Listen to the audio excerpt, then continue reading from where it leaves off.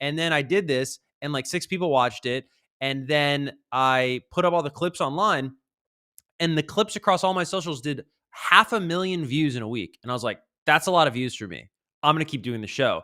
And I don't know the numbers for this week, but I think they're even better. And so thank you to anybody who's listening to this on demand, watching this on demand, or here live.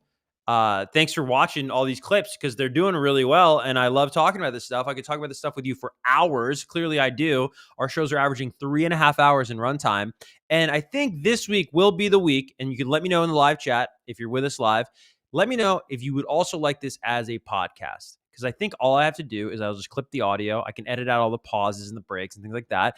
And that can just be something that if you want to listen to it, you can do that. So thank you to everybody who's making this successful in my estimation, and really fun to do, and just a cool outlet for me that I can do from my own house, which is so rad for a guy that, came of age going to radio stations and TV studios. This is really rad to just be able to talk to you direct. Not to say I've never been on YouTube. I mean, it was a hugely successful MTV live stream show I did 5 years ago that was on YouTube. But predominantly, it's really cool to just talk directly to you and be real. Anyways, on the show tonight, we're going to talk all about Sabrina Carpenter. That's really the top line item. There's so much Sabrina news to get into. There are these moments in popular culture where an artist comes along and they have this breakthrough moment, and they don't take a break. They don't go on vacation. They don't disappear. They go, no, that was my breakthrough, and now I want it all. If you ever have gambled in a casino, to use an analogy, there are artists that there are these moments at the zenith of their sort of cultural ubiquity, when the zeitgeist and them mirror each other and they come together and they go, I'm going to push all my chips to the middle of the table. I'm going all in. I want to be the biggest household name in the country and maybe the world. And that is what Sabrina Carpenter is doing right now in the summer of 2025. We have a lot of news on that. Our own Jersey's own, I should say, my Jersey brethren, Jack Antonoff, made some comments this week in Rolling Stone magazine I want to talk to you about in terms of marketing and music that I think is pretty fascinating. And there's a ton of other stuff. We're going to preview the Billboard Hot 100. That doesn't drop until Monday, but we're going to kind of break down the numbers, and not to scoop Billboard's own chart, but I'll give you the scoop on what it looks like that's going to look like on Monday. And then Dua Lipa. We'll talk a lot about Dua Lipa tonight. Dua Lipa says she's not always on holiday. It just feels that way, except I kind of feel like she is always on holiday. What happened to Dua Lipa? Where did she go? We'll talk all about it. Recently engaged. A lot to talk about there. Kalshi. I just found out about Kalshi. We're going to talk about this tonight. This is an app, a platform where you can bet on anything. It's not sports. You can literally bet on anything. That's their whole thing. And they are getting a lot of flack this week because they just launched the first ever AI commercial entirely made from artificial intelligence. Obviously, AI incredibly polarizing these days.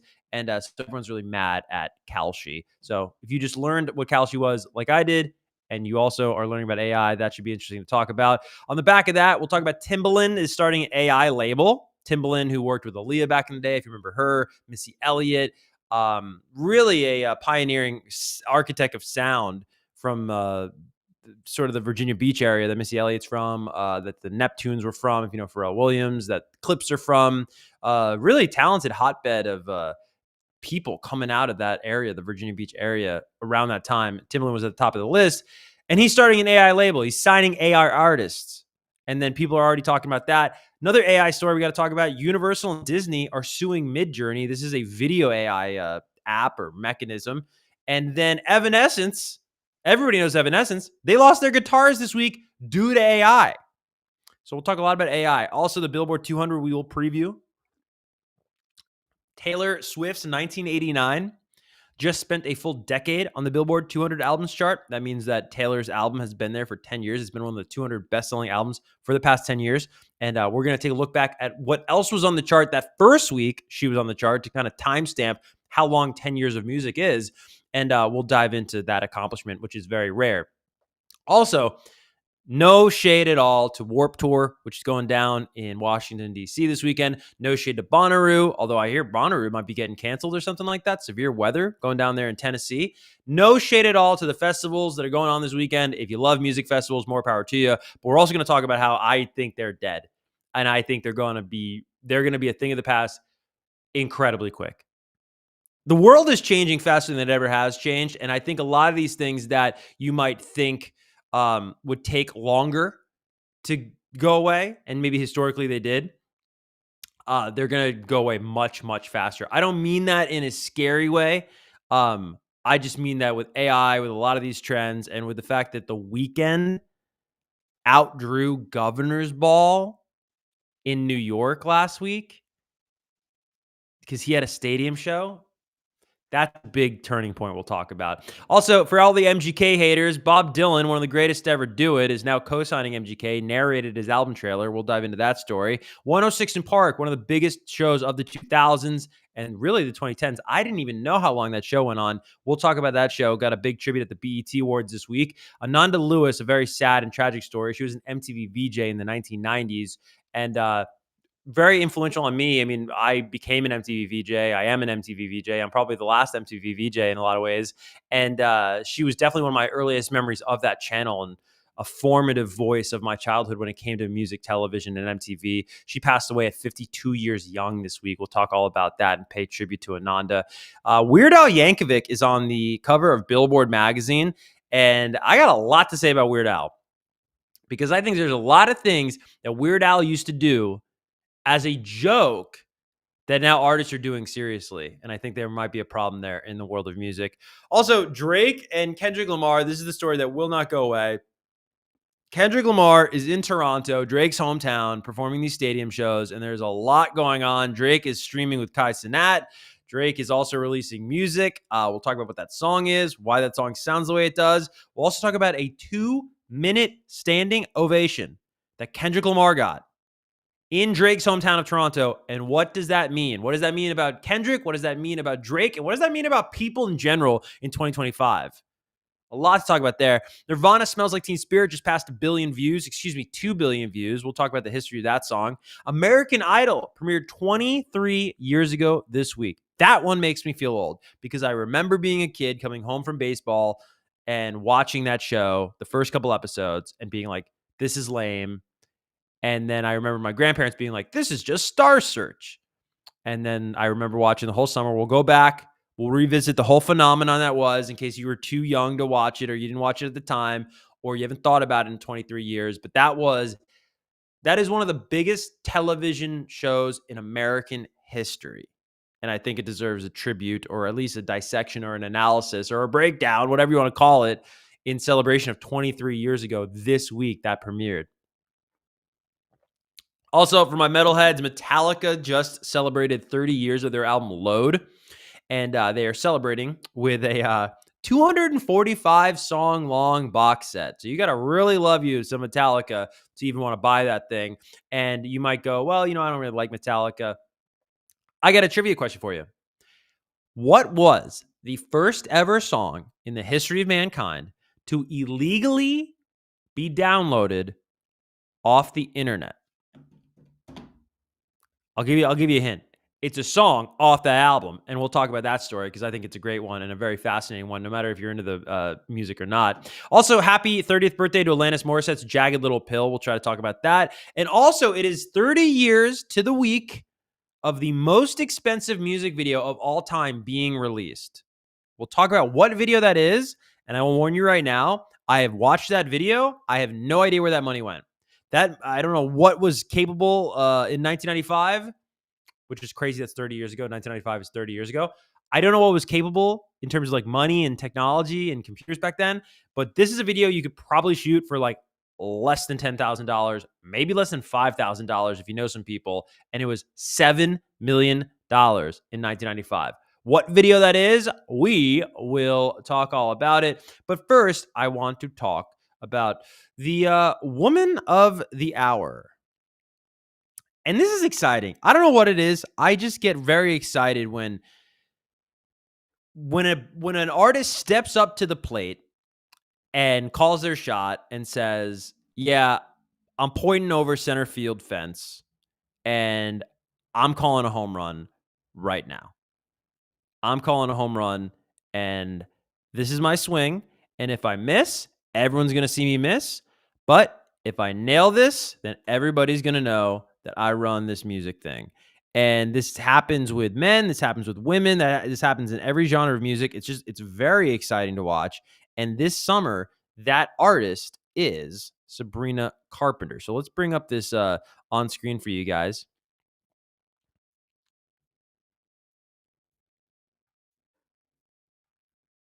There we go. I always like it on the left side in case you're curious. All right. So this is from Stereo Gum. This is a fantastic music website. I highly encourage you to check out. They've got great music takes. Sabrina Carpenter has announced her new album, Man's Best Friend. Now, let me just start with the title. This is a big title. If you want to swing for the fences, you need a big concept, okay? What's Drake's biggest album? Views. What does views mean? Views can mean a lot of things, man. Everybody loves a great, beautiful view. What ran the world then and probably what runs the world now? Views online. There's a positive connotation with that word, right? It's aspirational. It's a simple word. It's one word, but everybody knows that. Everybody knows that word. They can understand that word. And I don't think there's any negative connotations to that word. I'm using a word, views. Drake's 2016 album, his biggest album ever, right? If you want to be the biggest artist in the world, I know you're going to think I'm sound nerdy right now. This is how granular you got to take it. And I'm not saying Sabrina took it this granular, but somebody may have, and I'm going to estimate somebody did. Man's Best Friend. That's the first thing I like about this.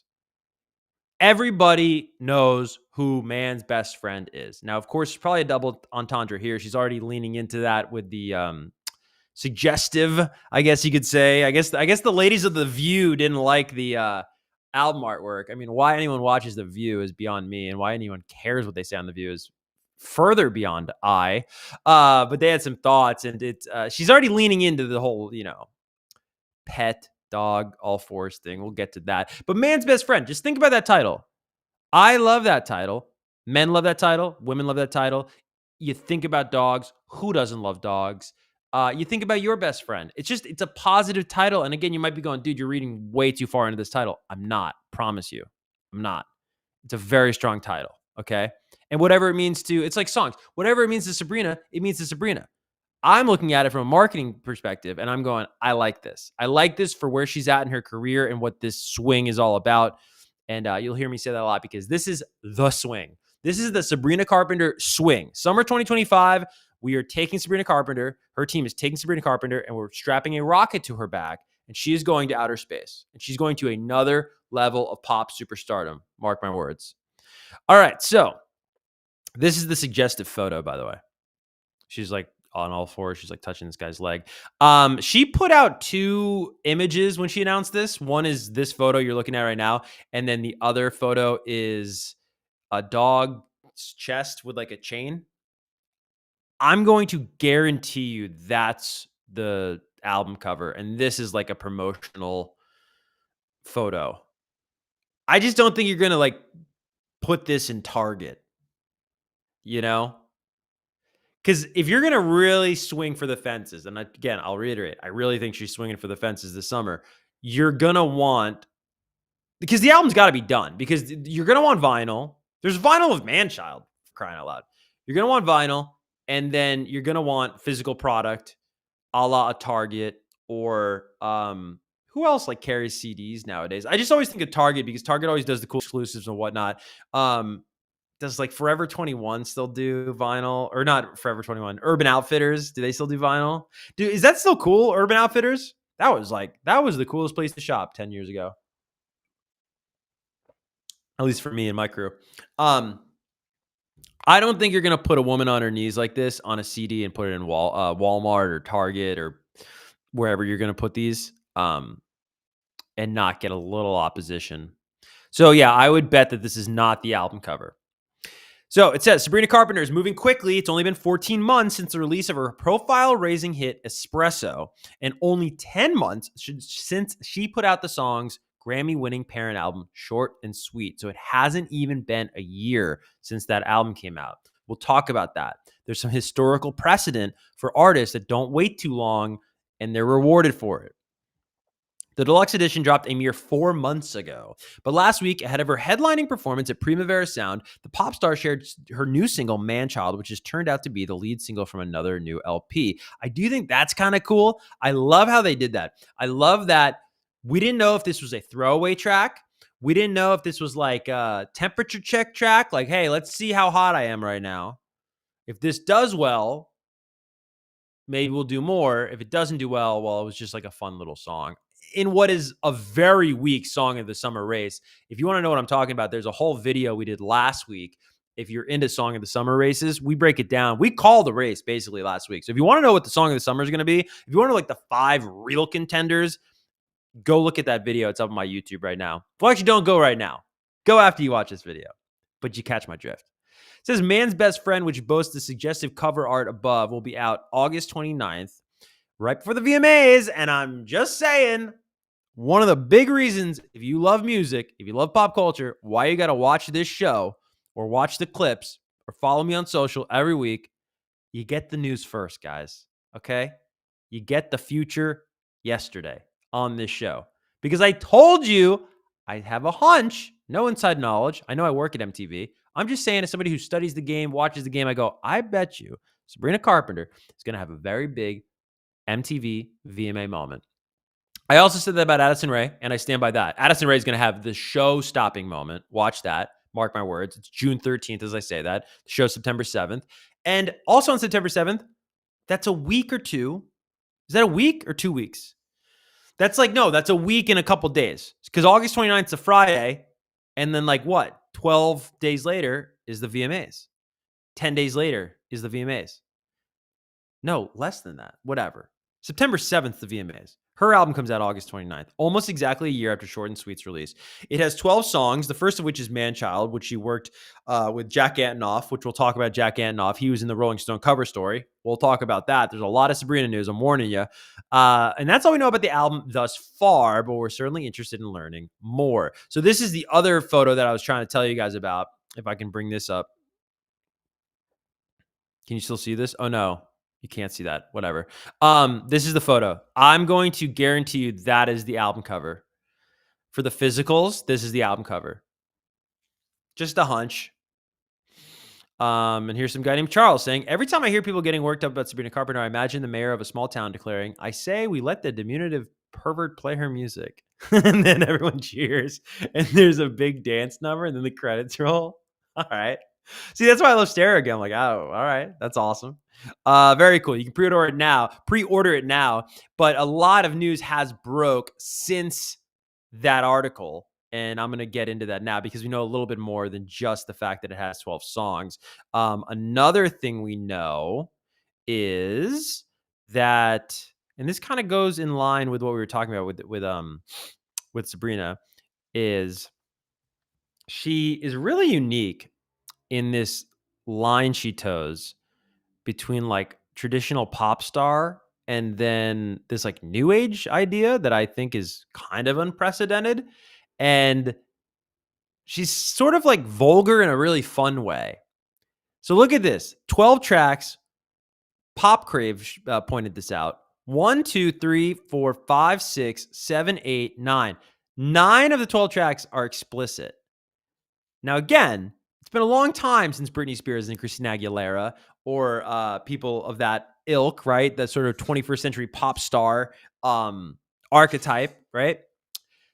They didn't have a lot of explicit songs on their records, man. They had to be a very certain way. And I talked at length last week. There's another video on the YouTube if you want to check it out, where the thumbnail says she just changed everything. And I go in depth on how Sabrina Carpenter is truly rewriting the playbook and carving out her own archetype in what it means to be a female pop star of this level, where she's not seeking male approval. She's not singing or speaking from a submissive point of view. And she's certainly not trying to be holier than thou and cleaner than clean, as you used to have to market yourself as a female pop star. So this is very interesting. 9 explicit tracks. And I'm not oh my God, curse words. That's not what I'm saying. I just think these things are historically significant and they're very interesting to me. So 9 tracks on this record are going to have curse words. And then the other big news with Sabrina this week, and I love this. I love everything her team's doing. I love every single thing they're doing because I think it's phenomenal. And one of those things I really love is the picture I'm about to show you. If you're listening to the audio product, check out the video because I'm going to show you what they're doing in New York City, which I love. Check that out, dude. That is so old school cool. And I think that makes a big difference. I really do. I know people will be like, oh, no, nobody looks at their, everyone's on their phones. no one, everyone's staring down. They don't look at this stuff anymore. But I don't know. I think this is really cool. The billboards. I think that's like you're taking over the city. You're sort of like staking your claim as like the it girl of the moment, the it woman of the moment. This is on 2nd Ave and 7th Street in New York City. And what you're looking at is her Rolling Stone cover. An amazing cover. I love the color palette. I mean, all jokes aside, she looks beautiful, right? I'm not trying to ignore that. But yeah, it's a Sabrina superstar. And I think this is really the summer where it's Sabrina Carpenter's world. If she executes, and of course she is going to execute, one of the most intelligent artists that I can think of. One of the most charming artists, one of the kindest artists. Just, they always say this, right? Like people don't remember what you say to them. They just remember how you made them feel. Because you can't repeat. If you and I ever met at a taping or I don't know, in real life or whatever, or we had an exchange online in a DM, I don't know if you're going to remember exactly what we said, but you might remember how I made you feel. If it was good, if it was bad, if it was like, oh, I like that guy. I like that, we remember that. And we've talked, I think, on the first ever episode of these live streams about how I figured out that I've interviewed Sabrina Carpenter like an inordinate amount of times. Like at every job I've had since 2016, I've interviewed this woman. And when I think back, I'm like, yeah, she was just really cool. I have no idea what we talked about, but I just remember her being really cool in a genuine way and just a really chill, cool, chill person. So I think she's got a lot going for her, and I don't think there's any way she messes this up. So I really think it's like, buckle up. This is going to be a big summer for Sabrina. Now let's get into this Rolling Stone article, this cover story, and some comments that Jack made that I think are interesting. Jack Antonoff, of course, you guys know Jack Antonoff. He is quite the accomplished producer. He's a brilliant guy. He's from New Jersey. All guys from New Jersey are brilliant. Clearly, you're watching a guy on live stream from New Jersey. And it says here that this is Jack Antonoff talking about Sabrina. She's as intelligent as someone can possibly be, which is why she's funny. Now, that's very important to point out, because I think a lot of times now there's a lot of discourse in the United States about comedians that are like dictating politics. This is like a theory out there that podcast comedians are influencing elections. This is a narrative that's out there in the world, right? And there are some times where I take it with a grain of salt that it's coming from a comedian and the purpose of the information is not to be accurate as it is to be funny. And a lot of times you got to simplify complex issues, which is, that can be tricky and that can be dangerous when we're dealing with something like politics or world issues. But you'll simplify things for the sake of humor. So you got to take it with a grain of salt. But I do notice I like hearing takes on stuff in the world from comedians. And I think that under the guise of comedy, in a world where like being offensive at times is, can get you canceled, or it's really valued more than it's ever been, like being offended. That if you have that tent of safety, that out, if you will, of like, oh yeah, like I'm kidding, right? You can say more, you can be more honest. Now, on the flip side of this whole conversation, I think that the best comedians are some of the smartest people. If you ever look up Norm Macdonald is one of the smartest guys, because what comedy really requires you to do, if you do it well, you don't do it cheap, and you don't just say offensive things to like get a laugh or whatever, a cheap haha. If you're really an artist when it comes to comedy, Tim Robinson comes to mind. I bet Tim Robinson of I think you should leave, or he has got the new movie Friendship. That guy, I bet, is brilliant. I bet his IQ is off the wall, because you have to be able to like perceive people. You need to be able to understand the world, and then you need to deconstruct these things to be able to make fun of them for the absurdity that they are, right? Jerry Seinfeld, another brilliant guy. You ever hear his bits, or oh my God, is it Mitch Hedfield? I hope that I'm getting his name right. He's brilliant as well in terms of George Carlin. These are really intelligent people. So I just wanted to say that Jack Antonoff calling her intelligent and funny, because she's so intelligent, I totally get what he's talking about. When she says something incredibly profound and then chucks it away with a joke, it almost hits deeper. You go back, the Beatles would have the most beautiful love song on earth, and then something that sounds like a cartoon that John or Paul made up with their head. Some of the best songs ever, and these really funny things live hand in hand. It's something I've been yearning for, and I think other people have too. So what he's talking about there is what I call three-dimensional songwriting. And you need to be a three-dimensional songwriter in the 2020s, I think, to be successful, because people are so overstimulated. We're so over-entertained that to cut through to captivate people, we're watching skits on our phones, and we're watching crazy videos on our phones. We're listening to a lot of music on our phones all day long.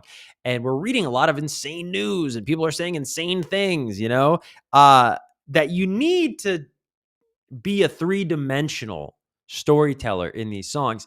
And what I mean by three-dimensional is Sabrina Carpenter has a beautiful voice. Sabrina Carpenter is beautiful, visually, which is a weird way to call someone attractive. But her tone is so diverse and varied and versatile in these songs. At the top of Manchild, the way she delivers, oh boy. I mean, there is so much there. And of course, she has the background in acting. So I don't know if that's where she learned it or if she's just inherently this charismatic. But her songs are three-dimensional. And I think that's why a lot of people are gravitating towards her. I don't know her at all, dude. I've interviewed her a couple of times, right? Like, what does that even mean? It's like, if you've never worked in the entertainment industry, interviewing people, and this is why it gives me the creeps when like host people are always like, oh, like happy birthday to my friend, Bono. And it's like a picture of fucking them and Bono, like from 15 years ago, and like, Bono just is taking the picture because he wants him to play a song or something. Because what it really is like I was in an elevator with that guy one time. Like, have you ever been in an elevator with a famous person? That's like the extent of the intimacy that you share when you interview somebody. Now, are there people you become friendly with that you interview and then you're like, yo, what are you doing afterwards? You want to do this? Oh, you're going there? All right, cool. Yeah, I'll hit you up. Here's my number, whatever. Yeah, of course. But by and large, you're never seeing this person again. And we've talked on the show. You're just doing your job and they're doing their job. But I say all that to say I don't really know her at all, but I feel like I do because of how specific her sense of humor that she displays in songs are. You know what I mean? And I think that's really powerful. That I bet a lot of her fans feel the same way, feel even more so, because they're really paying attention to this stuff. But again, that's three-dimensional songwriting on behalf of Sabrina Carpenter. So there's a lot to take away from this article. And I'm going to go to another quote here. This is Rolling Stone. We have 11 people watching. Thank you to everyone watching. That's the most amount of people we've had so far live. I also want to thank everybody who watched last week because we went from 200, like 130 views the first week on the live stream to 1,600 views on the live stream last week. That's just incredible. For those watching live, this is my zombie thing that always comes back. Let's pull up the secondary quote from this is actually Sabrina in Rolling Stone talking about something that I think is very important to point out with all this. Okay, so Sabrina says to Rolling Stone, also, this is gorgeous. I wonder where they shot. I also wonder if this is AI. Not that I care. I'm not one of those people. If it's AI, that's cool. It would be easier if it's AI.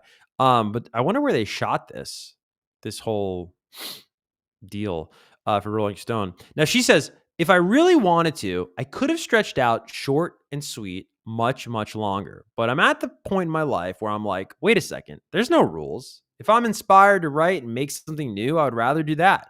Why would I wait 3 years just for the sake of waiting 3 years? It's all about what feels right. I'm learning to listen to that a lot more instead of what is perceived as the right or wrong move. So bravo, Sabrina Carpenter. I want to firstly say that.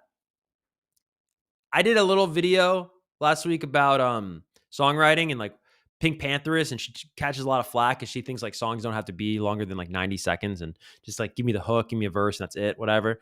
And of course, traditionalists are like, oh, that's sacrilegious. That's not what a song is. But they don't understand that they just think a song is what they think it is because they grew up in a certain world, and that's what a song was when they grew up, right? And they don't like that the world's changing. Trust me, that's what it is. And as an extension of that point from last week, there's no more rules. There are no more rules in music or media or marketing. None. None. You're not going to take anything from the old world and bring it into the new world. And by all means, trust me, we are in the new world and we have been for quite some time now. You're not going to take something from the old world and then bring it into the new world and it's going to work. It's not going to work, dude. It's like trying to take Nintendo 64 wires and plug it into your PS5. That's not going to work. It's not going to work. Try to take a Nintendo 64 cartridge and put it into a Xbox, whatever the new Xbox is. Who plays Xbox anymore? Anyways, so I love that she's thinking this way. And I love that she's not waiting. And I wanted to talk to you guys about a historical precedent that, if you're a Sabrina Carpenter fan, is going to be very, very interesting to think about. Okay. I went back and I looked at big pop stars. And I didn't say debut album because, of course, Short and Sweet wasn't Sabrina Carpenter's debut album. It was her breakthrough album. So I was like, I want to know, like, some of the biggest names of the past 25 years. How long did they wait between their breakthrough moment and the follow-up? So listen to this. Britney Spears has her breakthrough album, Baby One More Time. For those that don't remember, it came out on January 12th, 1999. Okay? Huge breakout moment. A la A Short and Sweet, right? Espresso was inescapable last summer. Baby One More Time, the title track, was inescapable. Sometimes was a huge song off that record. Crazy was a huge song off that record for Britney Spears. The next album, Oops, I Did It Again. You ready? 1 year and 4 months. Who does that sound like? 1 year and 4 months between the Britney albums. And now Sabrina Carpenter, I mean, what is this? This is going to be like a year and a month? Or a year? Is it just a year? It's interesting. Now, Lady Gaga. Lady Gaga's breakthrough moment was The Fame. If you remember that. The Fame. August 19th, 2008, that project comes out. Her next follow-up, The Fame Monster, November 2009. 1 year. So 1 year and what? 3 months? Are you seeing what's happening here? There's a method to this, and there's a precedent to this, where this is how you become the biggest pop star in the world. When you get it, when you get the ball, you got to score points, man. You got to put points up on that board. It's not like you get the ball and you go, oh, this is great. I got the ball. Yeah, you know what? I'll be back in a couple years. You can do that. You can do that. Ask Katy Perry how that went, man. Katy Perry drops, and that's no shit to Katy Perry. I mean, again, like, it's not fair. It's not fair what happens to some of these artists where it's like, for just out of nowhere, people stop caring about them. It's very odd. But time moves on. Time moves on very quickly. And if the zeitgeist is facing you, do not leave that zeitgeist. Katy Perry waited from what? 2014, she released Prism. 2013, she released Prism. Then came back in 2017 with Chained to the Rhythm. That's 4 years, bro. If somebody liked you and they were 12 years old, now they're 16 years old, that's a different human being, dude. And furthermore than being a different human being, I don't know how you were at 16. I didn't like anything I liked when I was 12. No, I was like, that's lame. So you see that sometimes. You see people get the ball. And by the way, Katy Perry deserved whatever break she went on. Katy Perry had done Teenage Dream. She had done One of the Boys. I mean, she had a run of all runs. I'm just saying, in those 3 to 4 years between Prism and the Chain to the Rhythm record, something happened. And you leave that up to chance when you take a breather. But I thought that was interesting. Lady Gaga and Britney Spears, both with a very short interval. Justin Bieber, his breakthrough, My World 2.0, that came out March 19th, 2010. He comes back a year and 7 months later, so still under 2 years, with Under the Mistletoe. That was his Christmas album. Drake, not a female pop star, but he is a pop star. He's got a song called Pop Star that Bieber's in the video for. Drake's breakthrough album, Thank Me Later, June 15th, 2010. The follow-up to that, Take Care, November 15th, 2011. That is 1 year and 5 months. Another example, less than 2 years, less than 18 months. You're back with new product. So I thought that was very, very interesting. Again, it's not something that, you know, did Beyonce wait 3 years? Yeah, Beyonce waited 3 years. Is everybody Beyonce? No. But I think what Sabrina's doing is awesome, and I'm excited. And I think that I'm excited to see what she does. And I'm getting excited for the VMAs. I really am. I mean, I just think music, it's call me crazy. I think music's been really boring for a while, and I think it's getting interesting again. And I'm very excited about that. I think it's very cool. I think what's going on with Addison Rae, what's going on with Sabrina, it just feels like there's a new class, and we need the fellas to do something interesting, bro. You know? I feel like right now it's a big moment off the back of last summer with Brat Summer, et cetera. It's a big moment for the ladies right now, but it's exciting. I think there's really good popular music coming out. And I always think that's a great thing when there's good radio music coming out, you know, because there's like a trickle down to that, right? Isn't there? Don't you think? Where like when the radio sounds good, when the pop radio station sounds good, I feel like most music of that time sounds good. If you're an old school music head and you can think of something where that doesn't correlate, but I think that typically correlates where like overall subgenres are great when the top genres are good. Something to think about. Speaking of the all genres chart that Billboard puts out, Sabrina Carpenter is aiming for a number 1 debut on Billboard. And let me bring this up on the screen for you guys.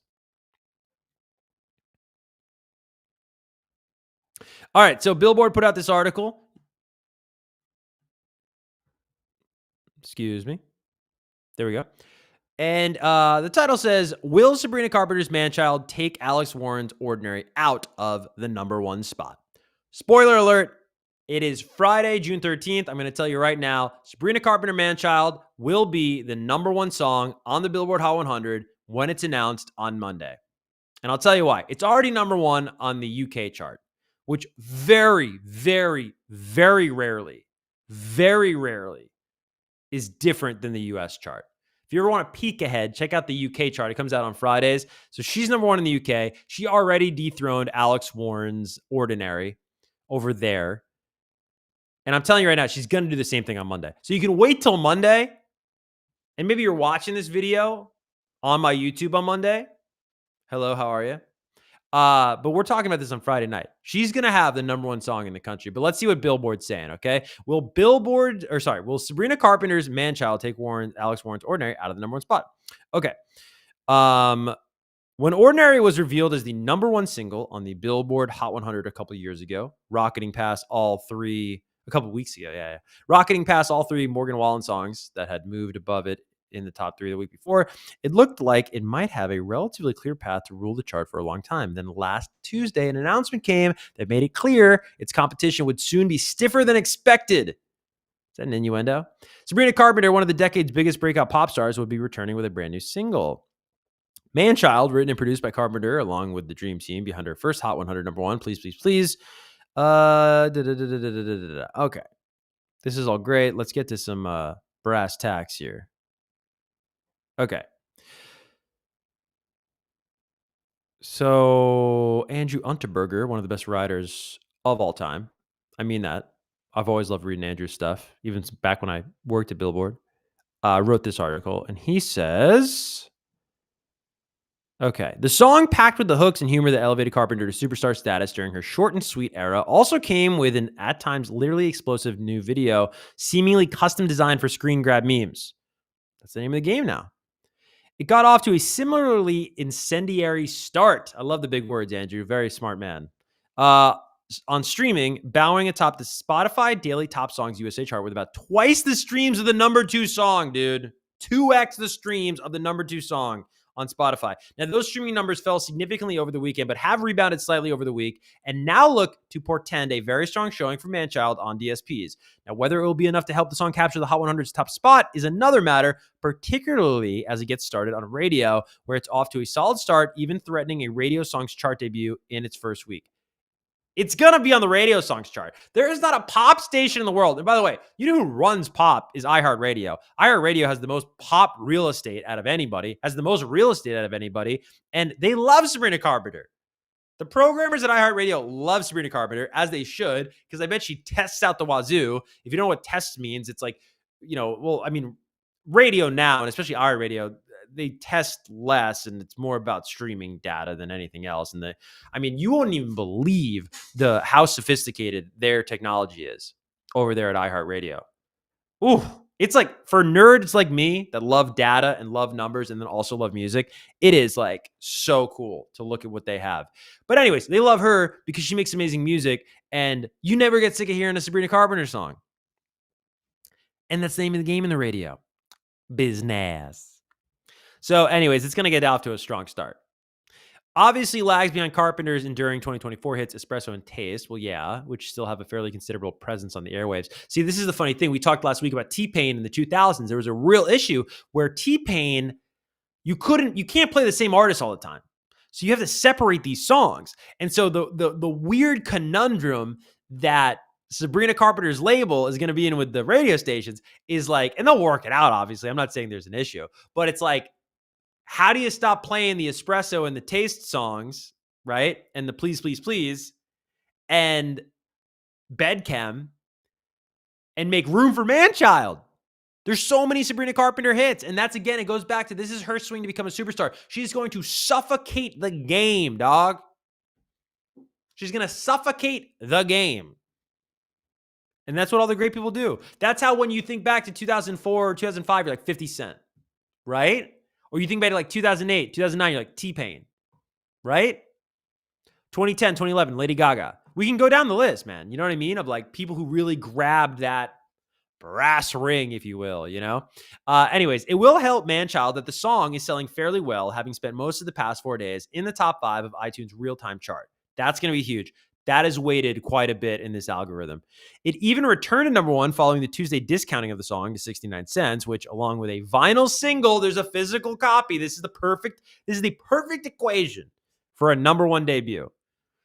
And just to bring you behind the scenes here, that's obviously what the plan was, as it should be. A vinyl single is now available on our web store, including the exclusive B-side Inside of Your Head when you've just won an argument with a man, which would seem to indicate that Carpenter's team likely feels like the number 1 is within reach. It should be a close race regardless, and many come down to the final days, if not the final hours. See, Billboard's always been funny about this. I would try to get Gary Trust, the head of the Hot 100, and one of my favorite people of all time, to be like, I'll be like, dude, what's going to be number 1? And I'm like, it's, at that time when I was at Billboard, it'd be like, Cardi B is going to go number 1, right? This is the week, right, Gary? And there weren't any cameras around. There weren't any microphones around. And Gary Trust wouldn't tell me. He'd be like, I don't know. We're going to have to wait and see. So there is a culture at Billboard where they don't want to spoil the chart. And I think a little bit, I don't know when Andrew Unterberger wrote this article. He obviously wrote it earlier in the week. I'm talking to you on Friday night. I'm telling you, this is going to go number 1. This is a number 1 debut.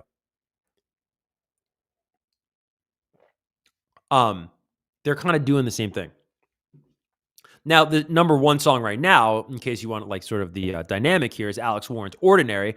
And Andrew writes, after capturing the top spot on the Hot 100 2 weeks ago, Ordinary shows no real signs of slowing down as its radio airplay continues to rise, up 8% in all format airplay, June 6th through the 9th, according to Luminate. And streaming and sales both remain highly stable. Despite its follow-up, the Jelly Roll Bloodline collab debuting last week, it doesn't seem like Alex Warren's new song has sapped any of the Ordinary momentum, as the latter remains the early song of the summer front runner. I don't think it's going to be the song of the summer. I mean, maybe technically, but like, although there's a lot of summer weddings, dude, I'm hearing that's a big wedding song.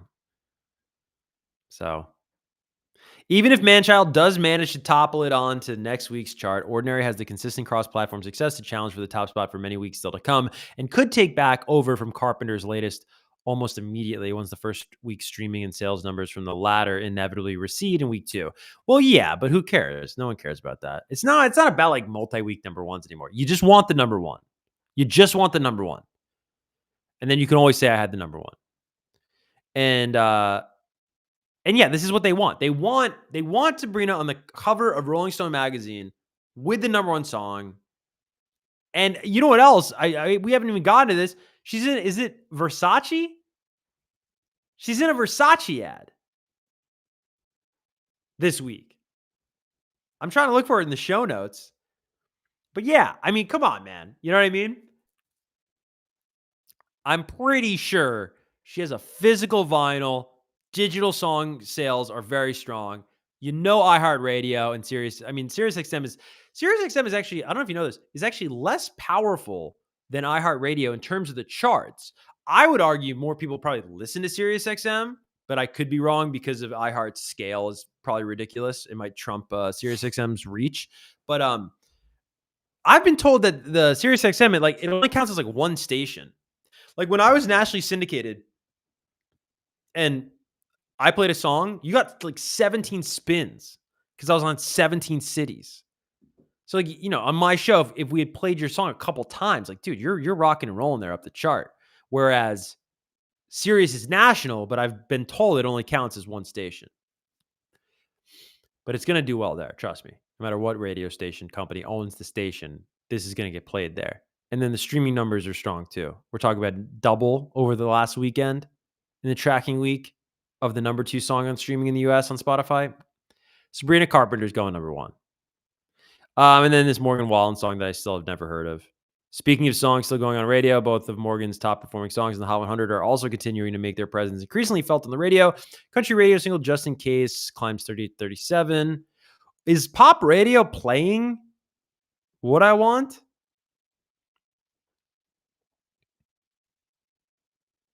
I don't know. I don't even know if that's I don't know. But there you go. I told you we had tons of Sabrina Carpenter news, man. A lot going on with Sabrina Carpenter. We just almost did, I think, an hour on all things Sabrina Carpenter. But that's like the long and the short of it. Basically,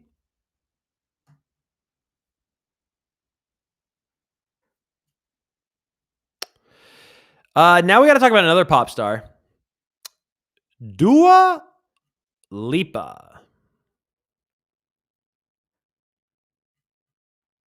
There we go. Something's beeping in the other room. I don't know what that is. All right, there you see it on your screens. Dua Lipa. So Dua Lipa is making a lot of noise this week because she just did an interview with British Vogue. Vogue's for every country, apparently. And she says, people do really love to joke about the fact that I'm always on holiday, but I'm not always on holiday. I just make everything I do feel like a holiday. Now, see, I don't want this segment to come off like I'm against Dua Lipa, like I'm negative against Dua Lipa, but it's not that you always seem like you're on a holiday or that you make everything a holiday. It's that you're always on holiday. We just talked about how Sabrina Carpenter is everywhere. Everywhere, right? Where's Dua Lipa? Like we don't like you can get to know so much about Sabrina Carpenter just from her lyrics. Just from reading her lyrics. What do we know about Dua Lipa? You know? I know that she's like always on a boat or something. There's always like an ocean. There's always a body of water behind pictures I see of her on the internet. When she's stunning on Pop Crave, it's usually like a nautical environment. Um yeah, you got to make people feel things nowadays. It's just too noisy a world. And I don't know if Dua Lipa makes us feel stuff. I think the songs are pretty. I think that she's obviously very pretty, but I feel like nobody cares about the person, right? Like the public persona. Like,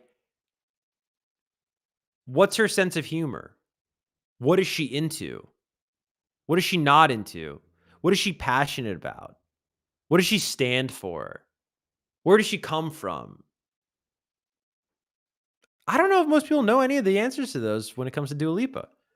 Versus Sabrina Carpenter, we could probably answer every single one of those questions I just posed. She went on to say in this article with British Vogue that I think change can be painful.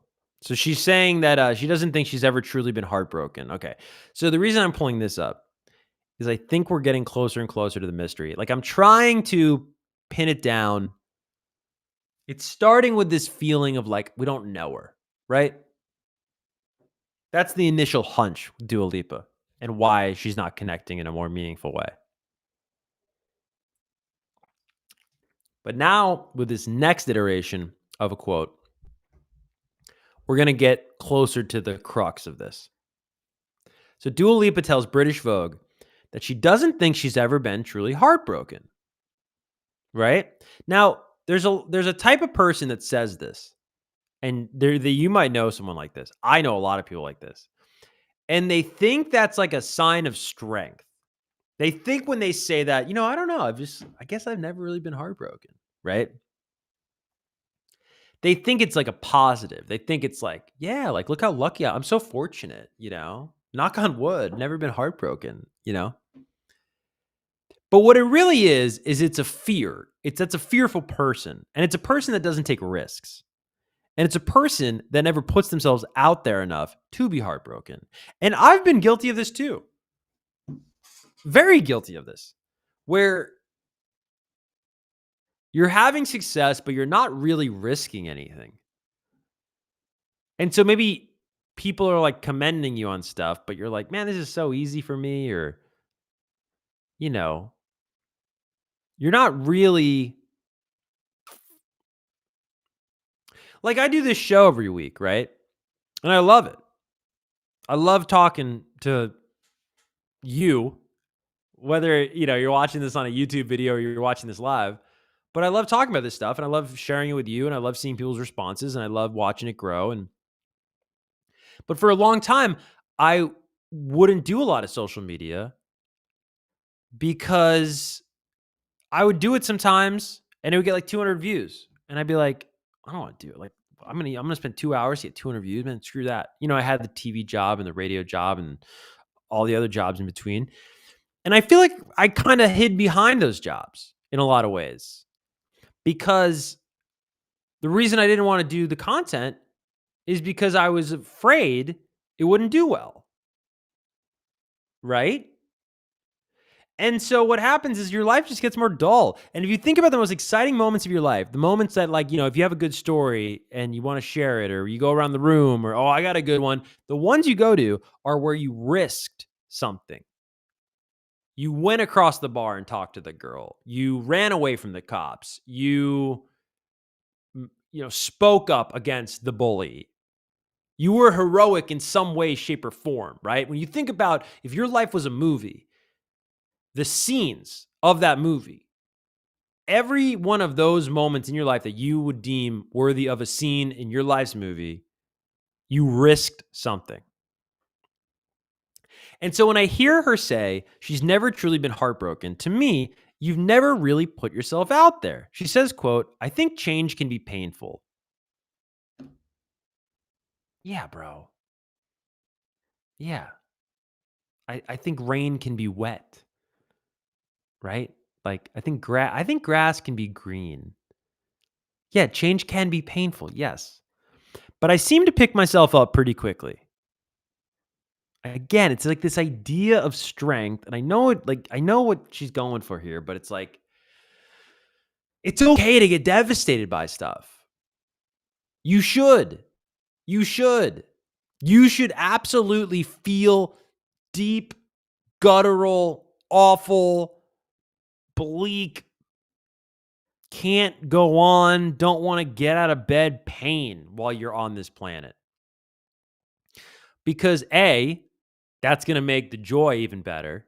And B, it's going to give you perspective. It's going to add weight to the world. You're going to go, I don't want to feel that way ever again. You're going to go, wow, that person must have meant a lot to me. I lost them. And because that's what I read from this. It's like, I think change can be painful, but I seem to pick myself up pretty quickly. I think maybe the crux of it is that everything that's happened in my life never felt like a loss, but a lesson. I guess, man.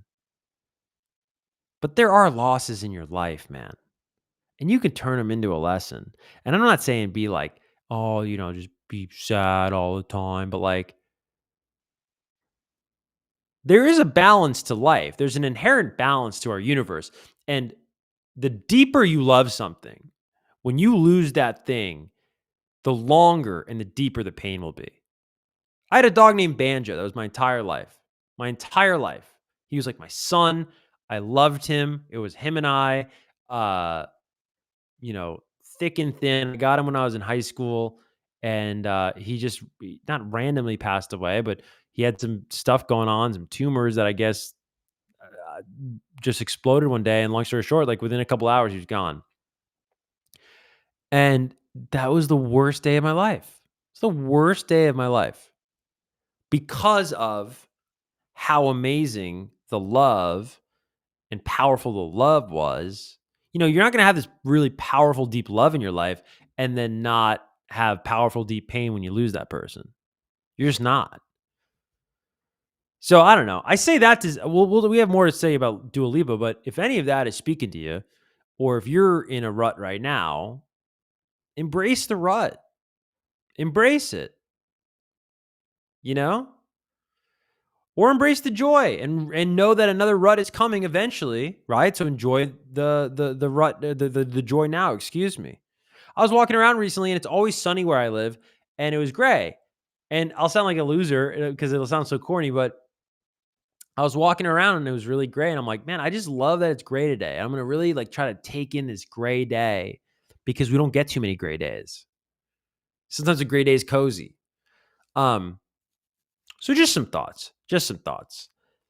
But this furthers my hypothesis about the Dua Lipa problem here. So we kind of felt like we didn't know her, and now we kind of feel like she doesn't really put herself out there. She doesn't really risk anything, right? She says these generalities like, I think change can be painful. Of course it can. But I seem to pick myself up pretty quickly. Like people that, I'm telling you, and this is my interpretation, but like, I'm reading quotes on a computer. I'm not talking to the woman. But it's just, it's a little hard to believe that that's the case. Now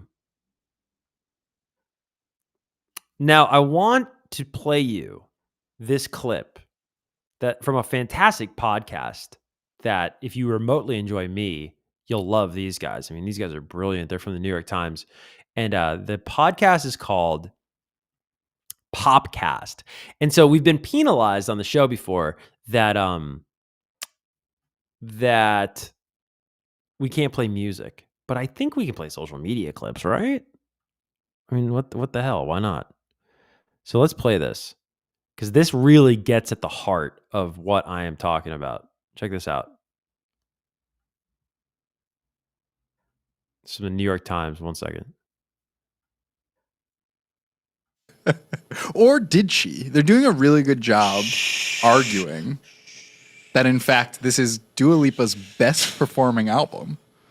There is nothing to grip onto with Dua Lipa's music. There's no finger holds. There's nothing serrated. There's no texture. And I think we happen to be in a moment right now, a particularly unsmooth pop moment. And so to answer the question, why did Dua flop? I actually don't think the answer is on this album. I think the answer is in the Sabrina Carpenter song. I think it's in the Chapel Roan songs. Mm-hmm. What does that generation of pop have? What do they share? Error, idiosyncrasy, humor, memeability. Yeah. I listened to this album on the way in. I've listened to it a few times now, but I listened to it on the way in today. All right. They're playing music. We can't do that. That sucks. I didn't know they were playing music. Guys. No better. Everything that dude said, and I love that dude, I just don't know his name, is exactly what I'm getting at, which is like we don't know Dua Lipa, man. And there's nothing to like. Think about the people that you love in your life. Think about the people in your life that you really I love this guy for this reason. I love this guy for this reason. Or I'll give you a better example.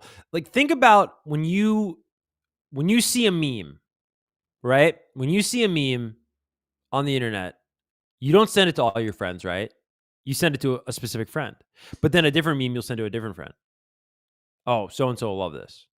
Oh my God. I got to send this to you know who. That's all based off of you knowing that person and their idiosyncrasies. And everyone's a little different.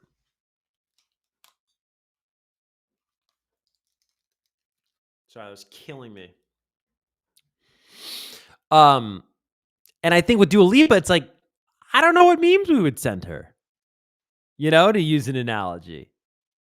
And this is the next thing I wanted to unpack from this British Vogue article. So she got engaged, apparently.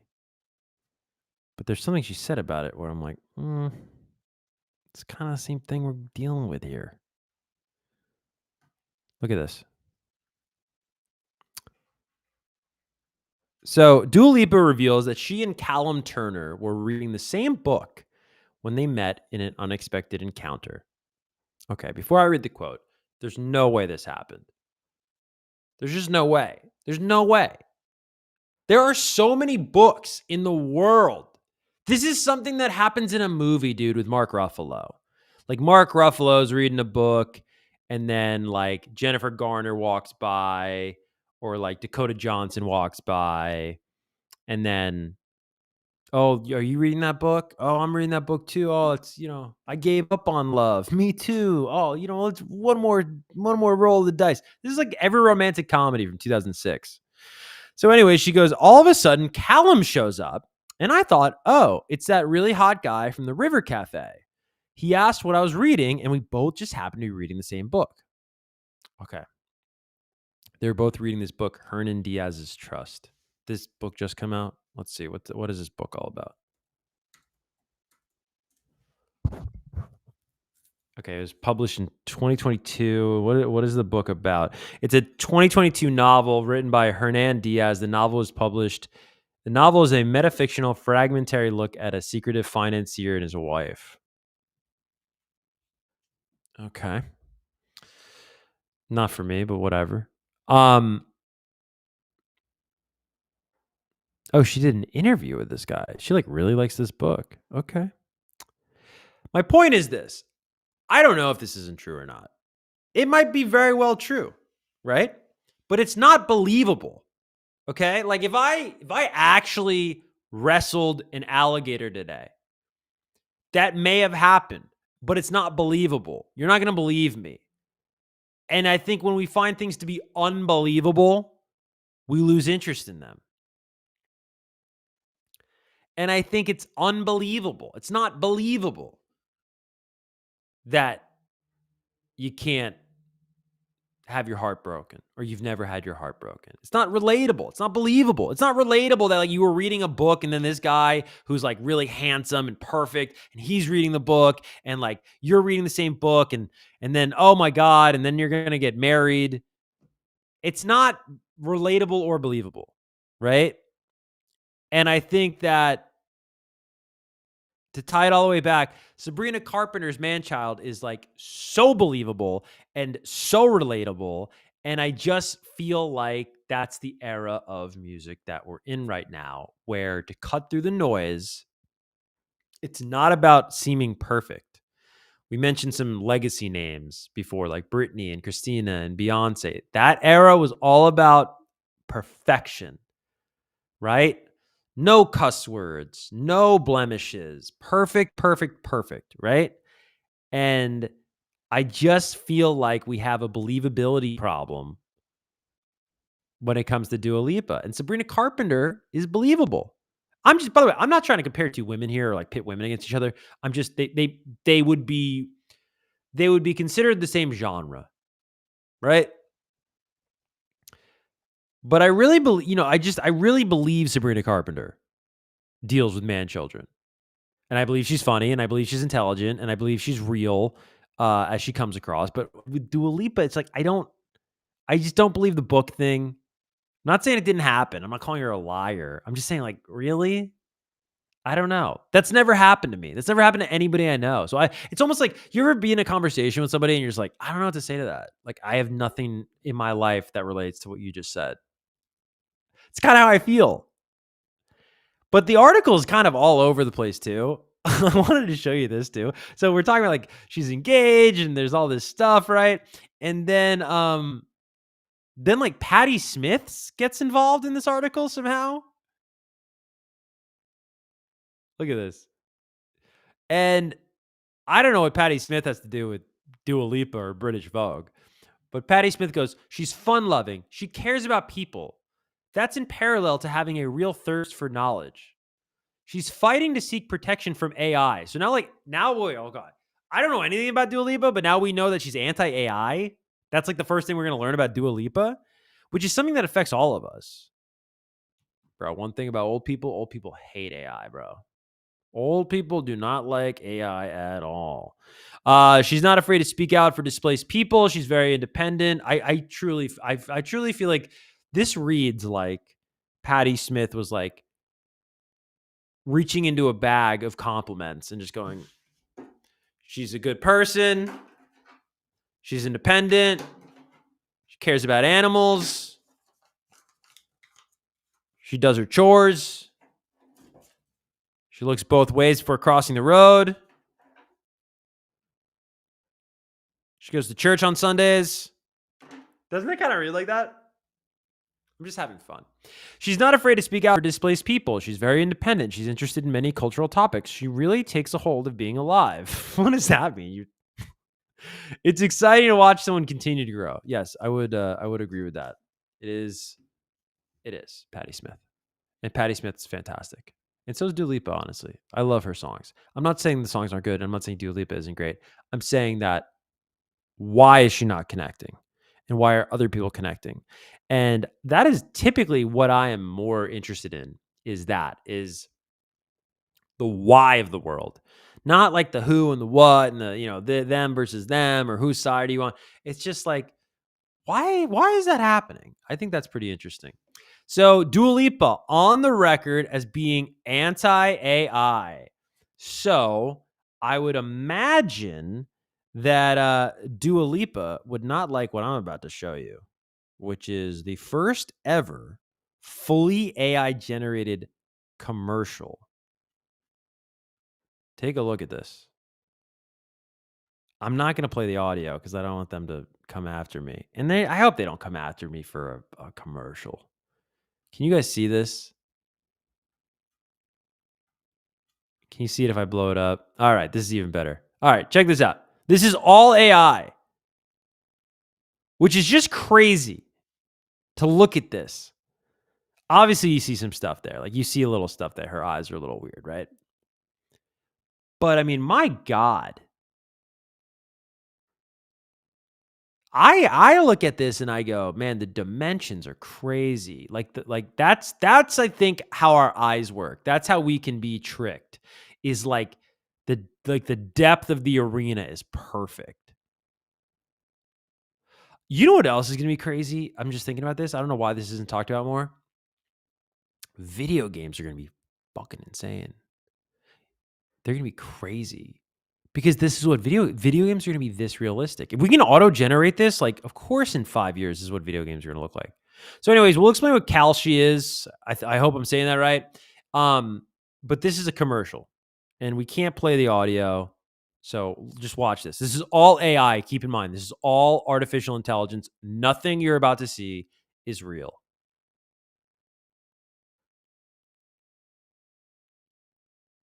That's so crazy. Hold on. Go back here. Look at how they move. Like they move like people. Right? Like watch this.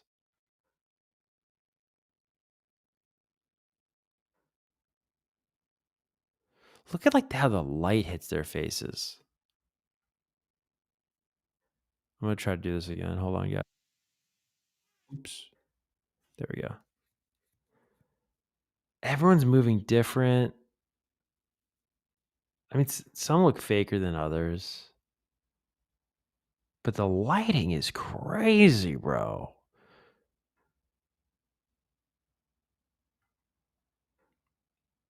This is so nuts. Like, look at back here. Like, there's even people back here in the dark.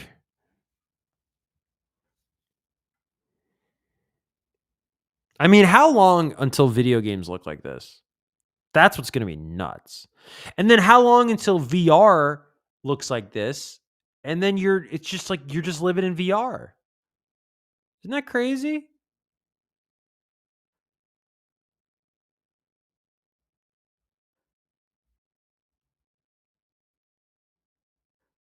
So crazy, dude. So crazy.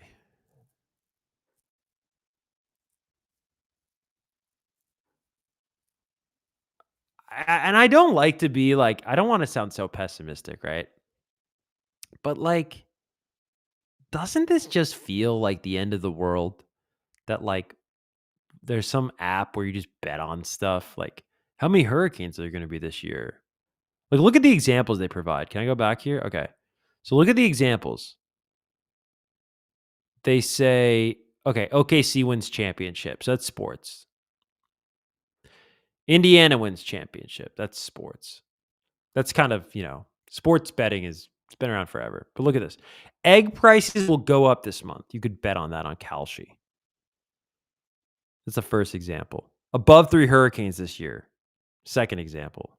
US confirms aliens. You could bet on that.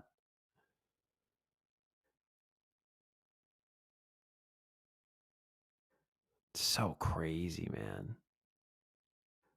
So their slogan is the world's gone mad. Trade it. I'm not mad at Kalshi at all. I mean, they're just responding to how crazy the world is, but um I mean, we kind of I feel like we got to like dive into Kalshi. Okay, this is fascinating. Let's read about Kalshi. Hold on. Give me a second. Check this out. All right, dude, check this out. So Kalshi is an American financial exchange and prediction market based in Lower Manhattan, offering event contracts. Launched in July 2021, it offers a platform where both retail and institutional traders can place trades on various future events, including economic indicators, weather patterns, awards, as well as political and legislative outcomes. The platform enables users to trade on a yes or no question. I noticed Robinhood does this. If you invest with Robinhood, you can like bet on yeses or nos on there. It's weird. In October 2024, Kalshi received approval to reintroduce election markets, allowing users to wager on political outcomes such as congressional control and presidential elections. So you can really just go on there and just like, I mean, that's pretty crazy. Just do whatever the hell you want. Bet on the election. What else can you bet on? I guess they've a lot going on with Kalshi. I mean, I do want to say this. If you're mad about that commercial, you're going to be mad the rest of your life because that commercial is the future. And the sooner you accept that, the better. I know it's different. I know it's foreign. It's so much cheaper. Do you know how expensive that commercial would have been, dude? You would have had to book an NBA arena. You would have had to book a bunch of college kids. You would have had to book an old man. You would have had to book a reporter. You would have had to book an animal trainer for the alligators. You would have had to book a golf course. You would have had to book jet skis. You would have had to have insurance for all of this. None of it, bro. And it's kind of the same thing because our eyes just see it and we're like, yeah, same effect, same vibe. They don't lose anything off of that. Of course, that's what people are going to do. Of course, that's what people are going to do. Obviously, that's what people are going to do. Just get used to it. It's crazy. It's very foreign, but you just got to get used to it. So did you hear Timbaland? I got to get into this story because this is pretty wild. So dig this. Get that out of there. Timbaland has launched an AI label and has already signed AI artists. Okay. So just think about that. Timbaland has started an AI record label and has already signed AI artists. This isn't some random guy. This isn't an idiot. This is a guy who has worked with Jay-Z. This is a guy who worked with Aaliyah, who crafted that artist sound, who worked hand in hand with Missy Elliott, who is part of the greatest generation of Virginia Beach artists of the history of that area of the country. A guy who completely reconceptualized Nelly Furtado from I'm Like a Bird to Promiscuous Girl to that whole run Nelly Furtado went on in the 2000s. I mean, worked with Justin Timberlake, broke One Republic in many ways. Timbaland did before they had their huge career. This isn't a random guy. This is a guy that is super decorated, and he is going full force ahead with an AI record label and an AI artist. Now, people are already speaking out, and there's an artist named Russ who is famous for really being a pioneer from an independent perspective. Russ, I believe, never signed a major label deal early on in his career, and that's sort of, I don't want to say his claim to fame, but that's kind of what broke him and why he became a big name. And so anyways, this is from Pop Crave. Once again, I'll get this up on your screen. Check this out. Russ was talking to Apple Music, and this is what Russ had to say about Timbaland. Let's listen to this, see what he thinks. I just feel like from the conversations I've seen him have, it's coming off like the motivation behind signing AI artists and doing all this is control. And you're not looking for artists, you're looking for machines that follow orders. Okay. And you're trying to eliminate the messiness, AKA the beauty of humanity, and looking at artists like these inconvenient employees. And so you're— Just like the rest of the corporations. Right, so you're like, you're kind of doing this because you want compliance, which isn't collaboration, it's not creativity, it's control. And so at that point, you're not building art, you're building product. It's very weirdly dystopian to go from like protecting the voice of an artist to programming what they say. Wow. And you're Would you call it like manipulative, almost? Yeah, and you're also telling the whole world that the ideal artist is the one who shuts up and obeys. It's like, that's compliance, that's not collaboration, that's not art, you're building product. And it's really kind of telling about our culture, not rap or anything, just like America, the world, that we just value convenience, speed, profit, output. So it's like, okay, I couldn't disagree with that guy less. Let's talk about this. So he's saying that there's no artistry in what Timbaland is doing, right? Because he just wants compliance. He's taking away the artist and the combativeness of an artist, and he just wants somebody who's compliant. Well, isn't there creativity in using an AI artist like you would an instrument, right? Because trust me, I'm old enough, dude, that I remember my parents would be like, rap's not music. They don't even play instruments. And I would try to explain to my parents or older people that when I was growing up. No, like they sample it, and like the sample is art. It's creative. Like they're reinterpreting someone else's art into this new thing. And that's not how that generation, my parents' generation, defined music. And of course, now we're seeing that people are having this stand because obviously artists are going to feel threatened by this. But you don't have to feel threatened by it. It's not inherently going to take your spot. Now, if you're lazy, I mean, there are plenty of people, bro. There are plenty of people that I know that have fake jobs. Fake jobs. Not a real job. And they get paid a lot of money to do a job it's a fake job. It's not a real job. It doesn't actually serve a purpose.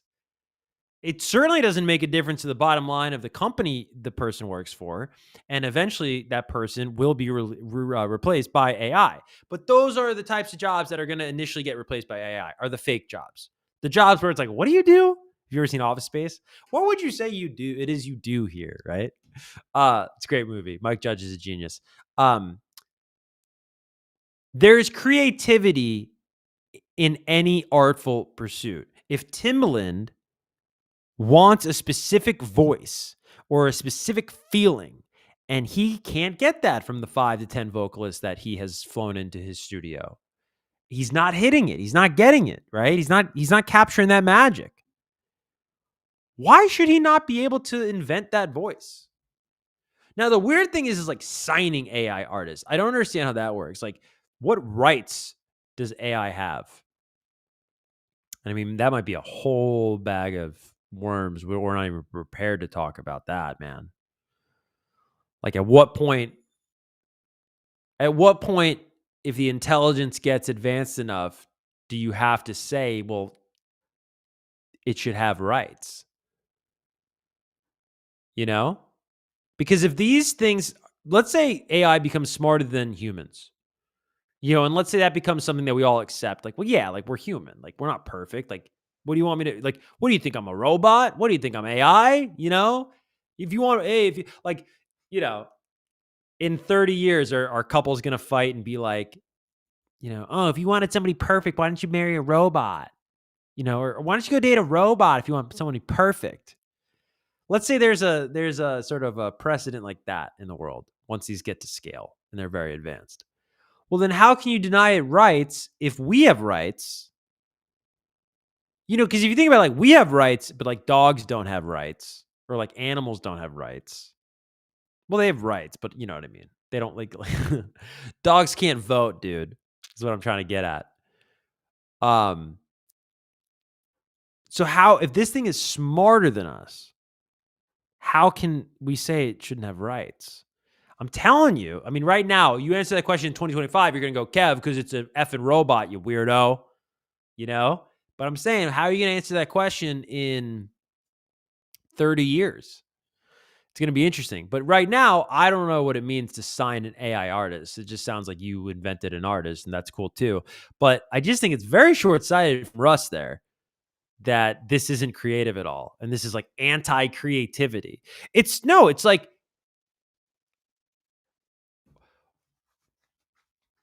it's no different than a rapper sampling a guitar instead of trying to get that guitar tone by himself. Like, how long would it have taken Juice WRLD and Nick Mira, who produced that song, to get the sounds that Sting got on the sample? Right? What song was that? Not All Girls Are the Same. What's the big Juice WRLD song?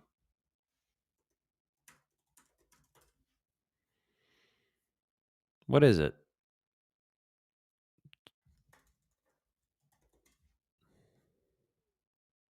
What song is it? Lucid Dreams. Lucid Dreams, right? So they sampled Sting.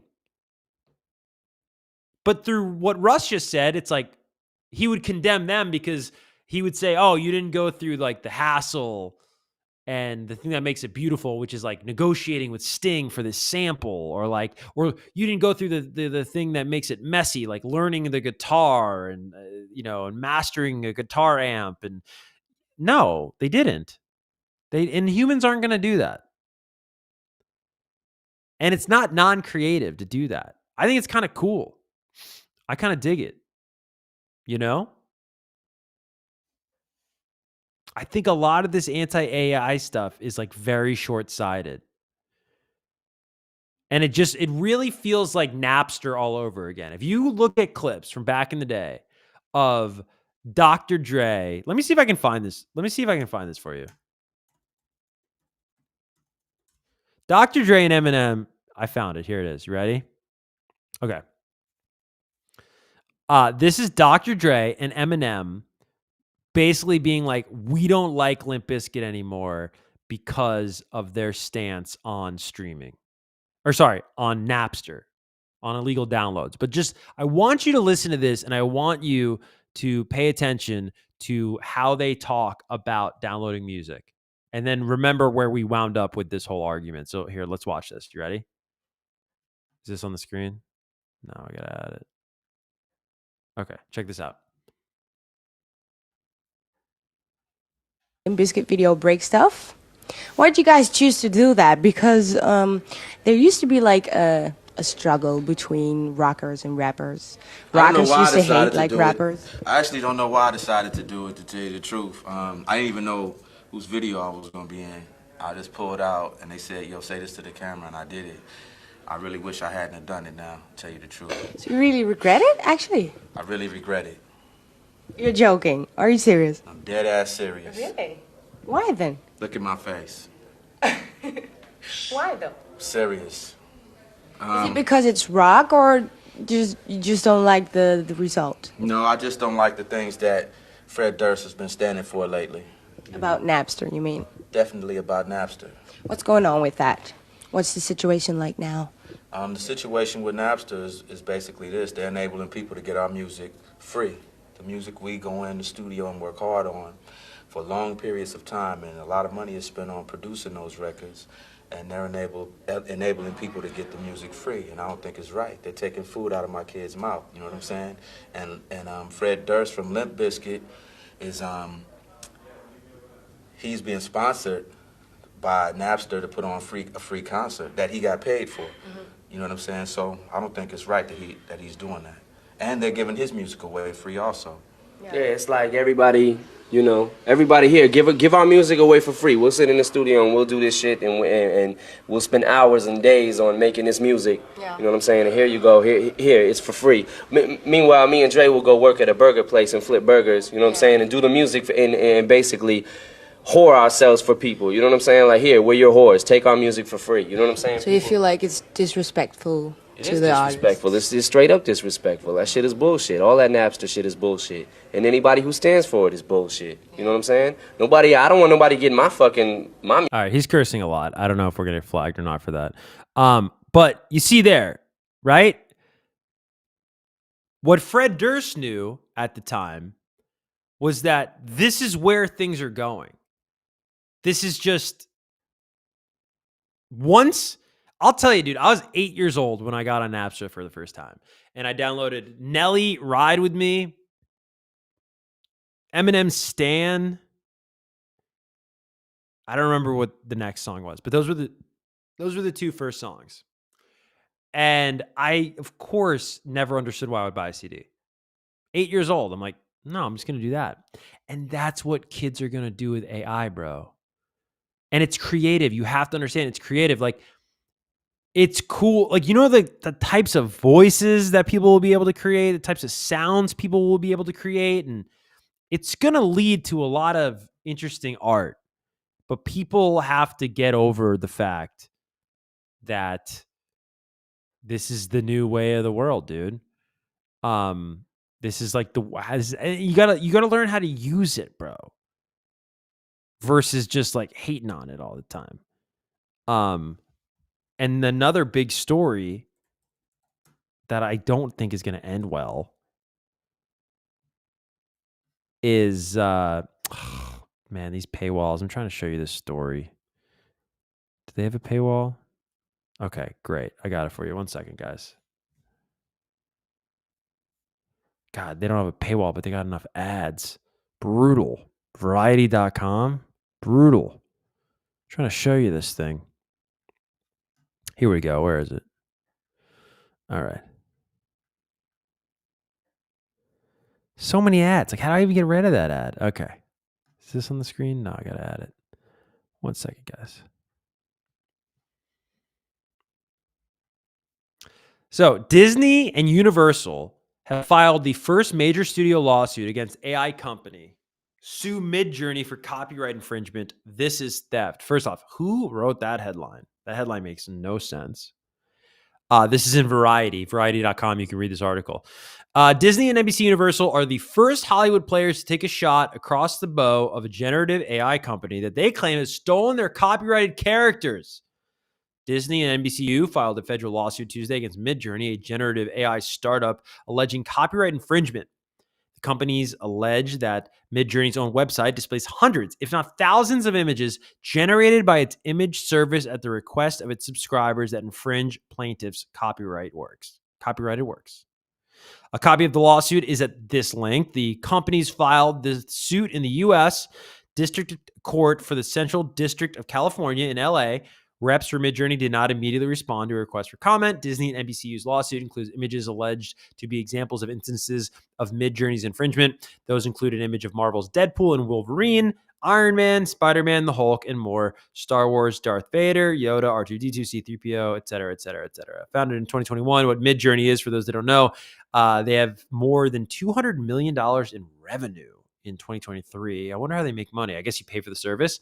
And reportedly made $300 million in revenue last year with almost 21 million users as of September 2024.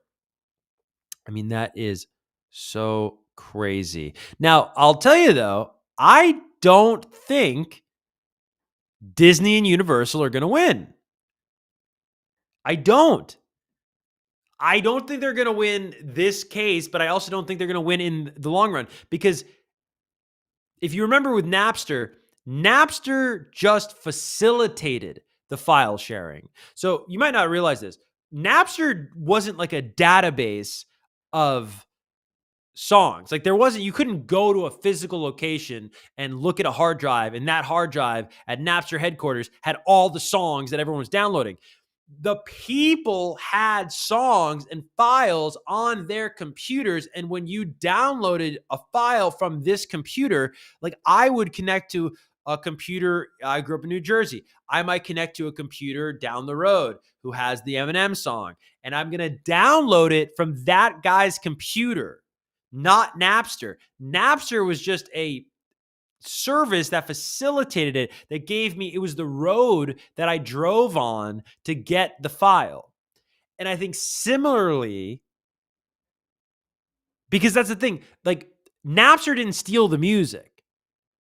So when the RIAA like went after Napster and they were like, you're stealing our music. No, they're like, these millions of people are stealing your music. Go after them. Of course, they can't go after them, so they went after Napster. But similarly here, it's like Midjourney is going to be like, dude, we're the vehicle, bro.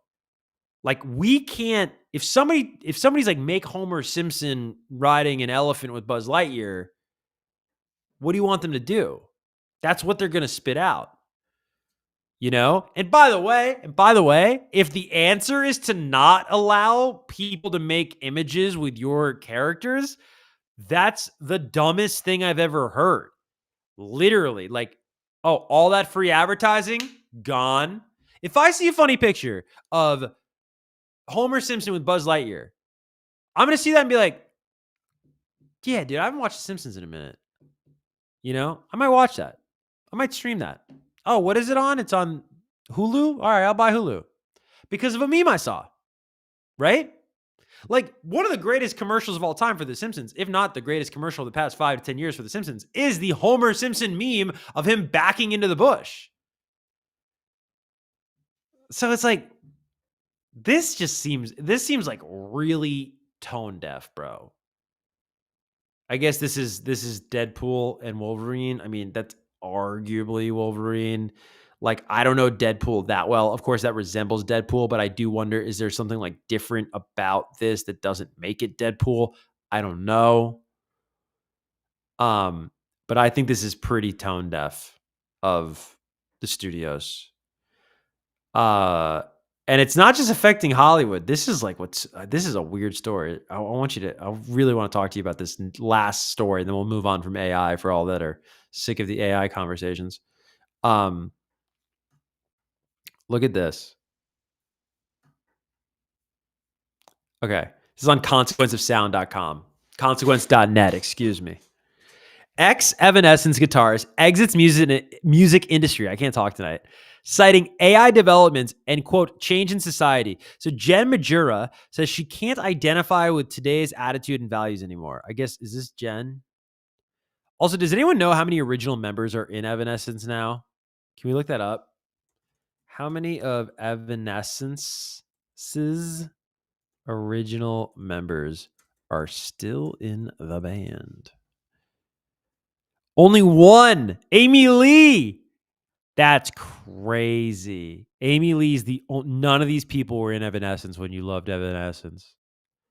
Well, anyway, so Jen Majura, assuming that's Jen, former Evanescence guitarist Jen Majura has announced that she's stepping away from the music industry, citing AI-related developments and change in society among her reasons.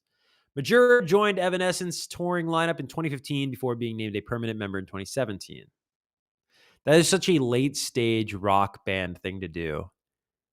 When somebody's like been a touring musician for like why don't you just join the band? However, she was let go from the band in 2022 with bassist Tim McCord switching over to guitar and Sick Puppy's Emma Anzai joining the group as its new bassist. Whatever. In a lengthy Instagram post, Majura detailed her reasons for quitting the music industry while also mentioning she was releasing some unearthed material as a parting gift to her fans. Her open letter reads as follows. Dear friends, I'm going to make this as brief as I can. After careful consideration, observing what's going on in the music industry, AI-related developments, and change in society, I've come to the conclusion to step away. So wait, was she even in Evanescence right now when she did this? Because this article is making it sound like she got kicked out of Evanescence like 5 years ago. Some of you have heard me talk about this quite a while ago. Instead of wasting another year of my life constantly hoping for new energy, drive, and creativity, I've reached a point in my life where I can confidently say, lean back, confidentially, lean back in peace. I think she meant confidently.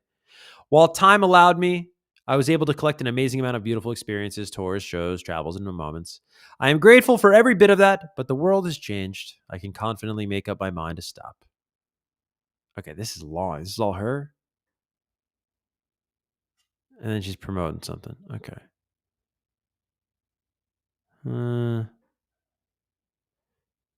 Yeah, so she's not even in Evanescence anymore.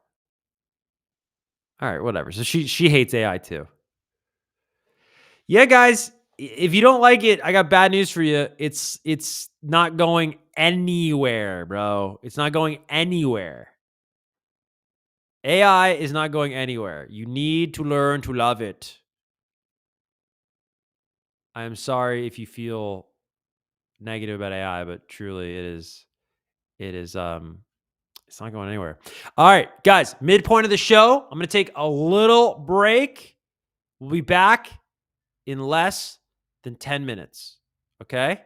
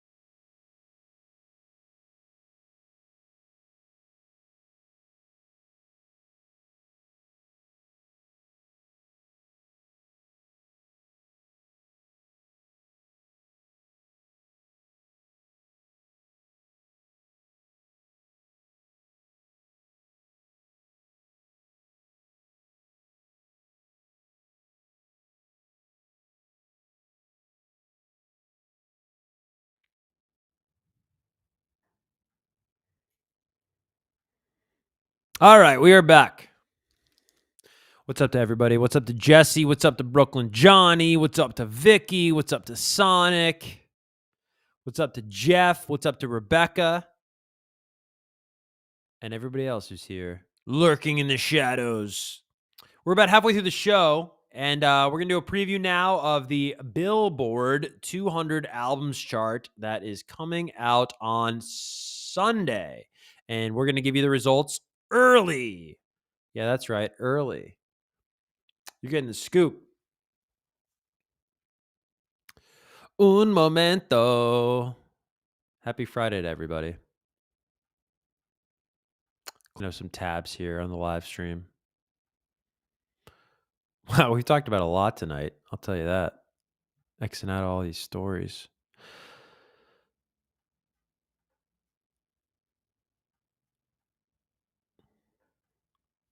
All right, that should.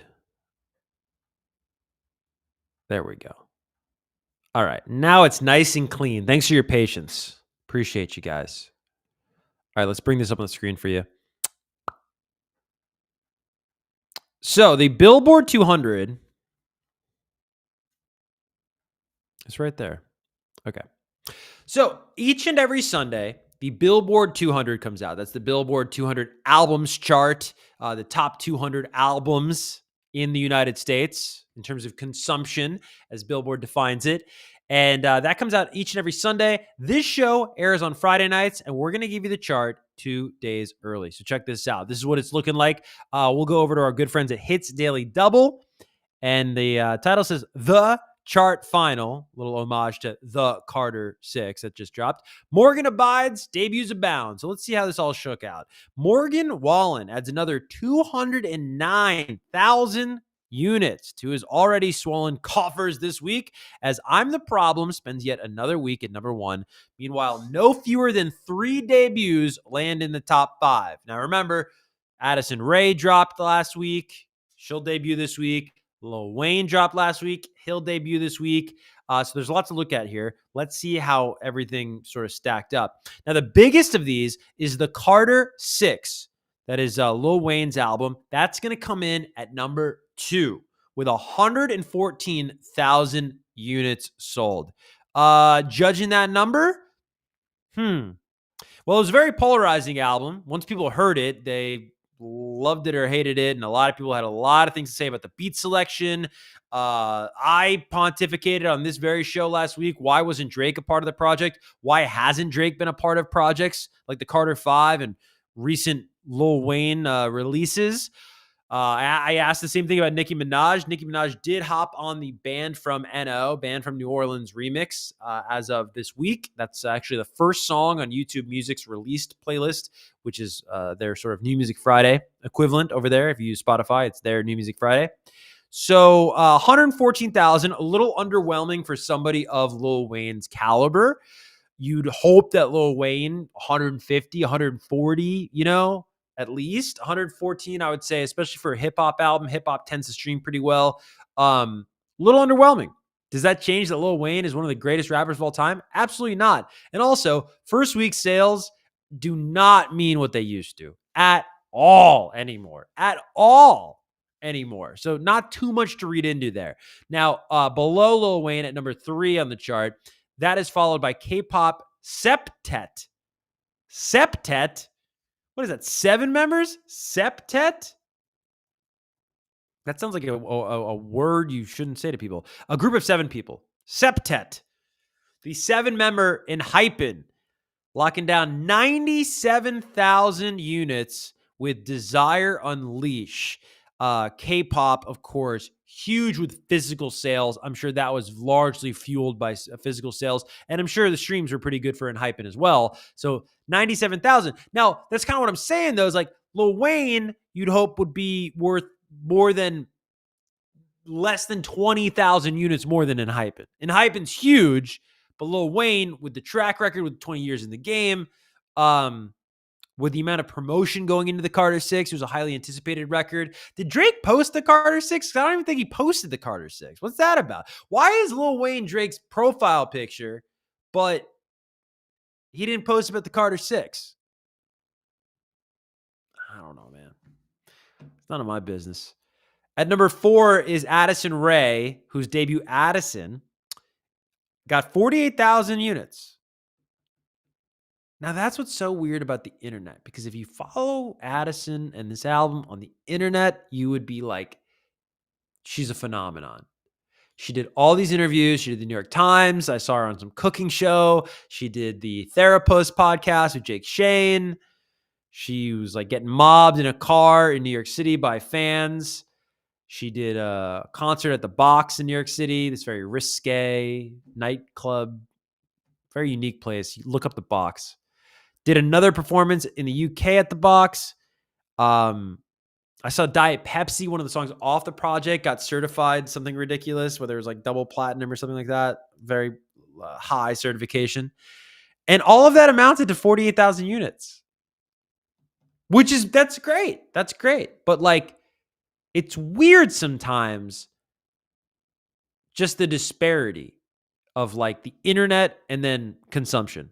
I saw somebody, and I'm not going to name who they were because I'm not trying to throw shade at this person, but I saw somebody with 3 million followers that I see in my For You page a lot on TikTok.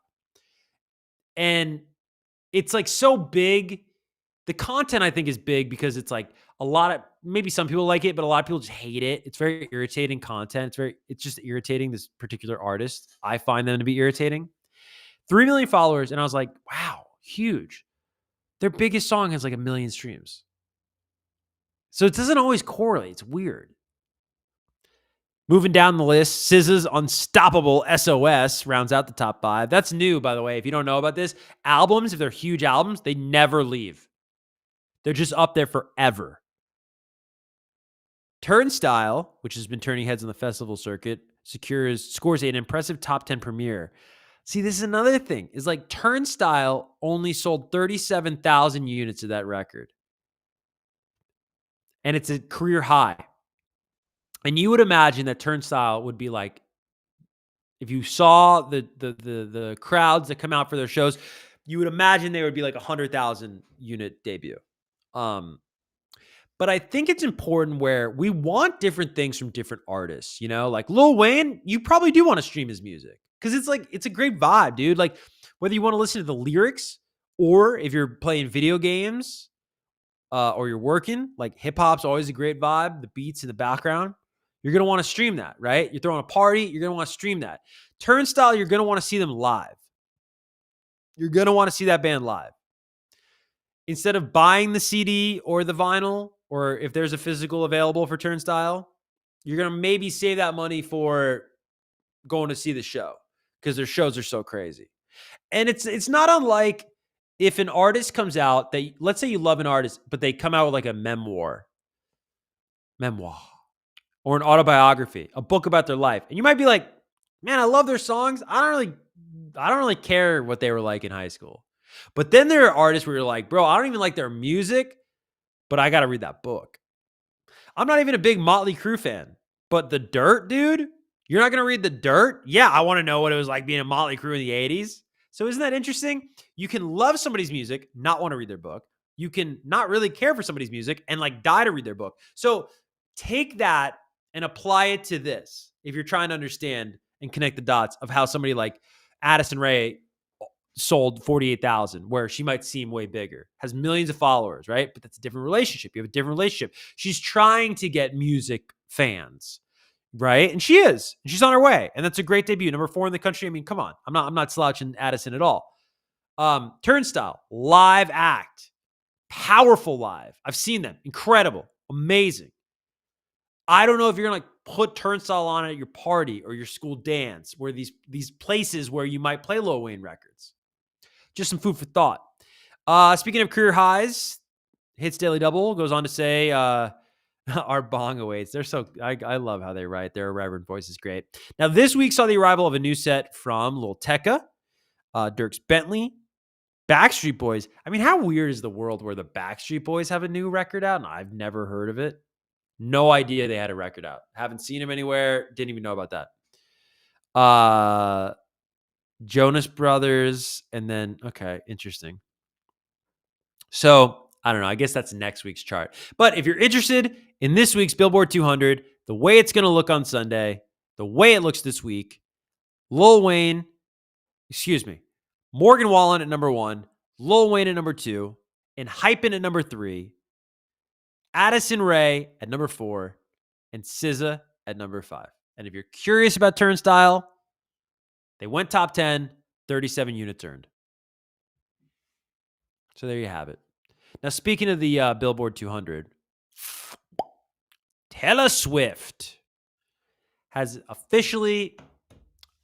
Let me get that off the screen. Sorry, guys. I will get better at this, I promise. Okay. So, big Taylor Swift news. Taylor Swift just did something amazing. Her album 1989 has officially spent an entire decade on the Billboard 200 albums chart. So that means that album has been on that chart and among the 200 best selling, most consumed, however you want to put it, albums for a decade now. Now, I don't have in front of me a list of the songs that have spent a full 10 years on the Billboard 200 chart. But what I do have that I think is very interesting and will show you just how amazing the longevity of Taylor Swift is. Let's go back to that chart, the Billboard 200 albums chart, 10 years ago. Because this week, in June of 2025, you look at the 200 albums chart, Taylor Swift 1989 is there. You go back to June 6th, 2015, and lo and behold, it is there as well, with a bunch of albums that I assure you are not on the chart anymore. And if you wanted sort of a lesson in longevity, look at who Taylor Swift shared the chart with some 10 years ago and is still on this chart now. Look at this.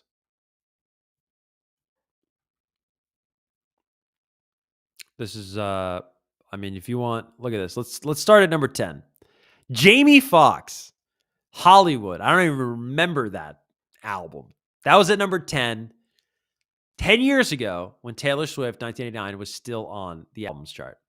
Number 9, the Furious 7 soundtrack. So one of the big Fast and the Furious movies of the 2010s. Ed Sheeran's second album, Multiply. Number 8, 10 years ago. Are you sort of getting those nostalgic vibes yet? Number 7, Just As I Am, Brantley Gilbert. Country. The Voice.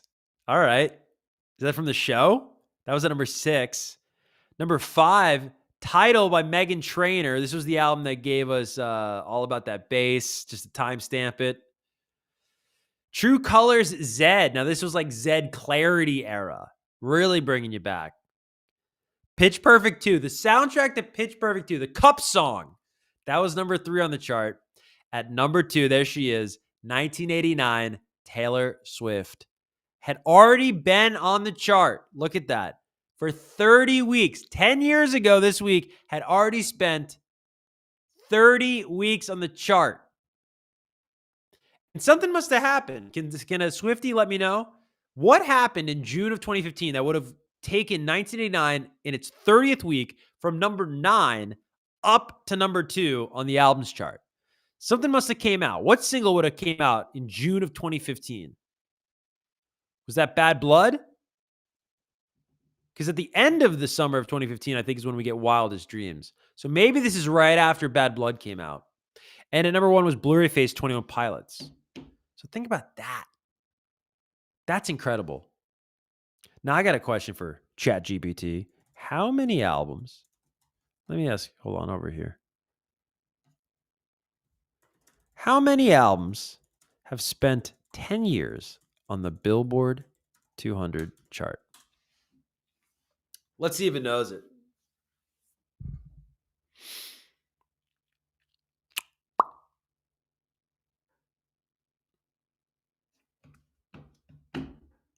All right, so Taylor Swift's 1989 has officially spent 10 years on the Billboard 200 albums chart. Here are the other 11 albums that have also spent a full decade on that chart. Michael Jackson, Thriller. Guns N' Roses, Greatest Hits.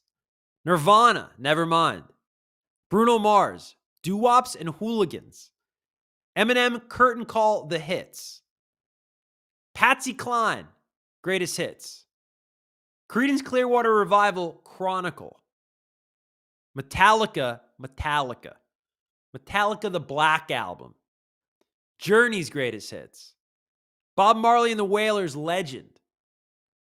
And Pink Floyd, Dark Side of the Moon. It's pretty incredible. Kudos to Taylor. No surprise there. She can do it all. Now, the music industry is changing. Obviously, it's always changing. The world is always changing. What did Dua Lipa say? Change can sometimes be painful. If you've been watching, that's a joke from earlier. But one thing for sure that is definitely changing are festivals. And I want to bring this up for you. What's going on with my hair tonight, guys? I washed my hair for the first time in like 6 weeks, and I hate it. It's so like, I don't know. It's got no like, I don't want to say weight, but it's definitely annoying me. All right, hold on. It's all on my face and stuff.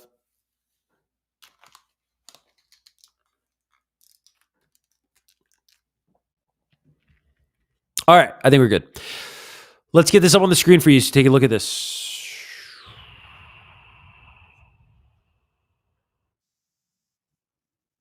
Okay, so check this out, dude. If I do this, look at, oh, I love it. Okay, cool. That's probably a really great view for you guys. We just need it over there.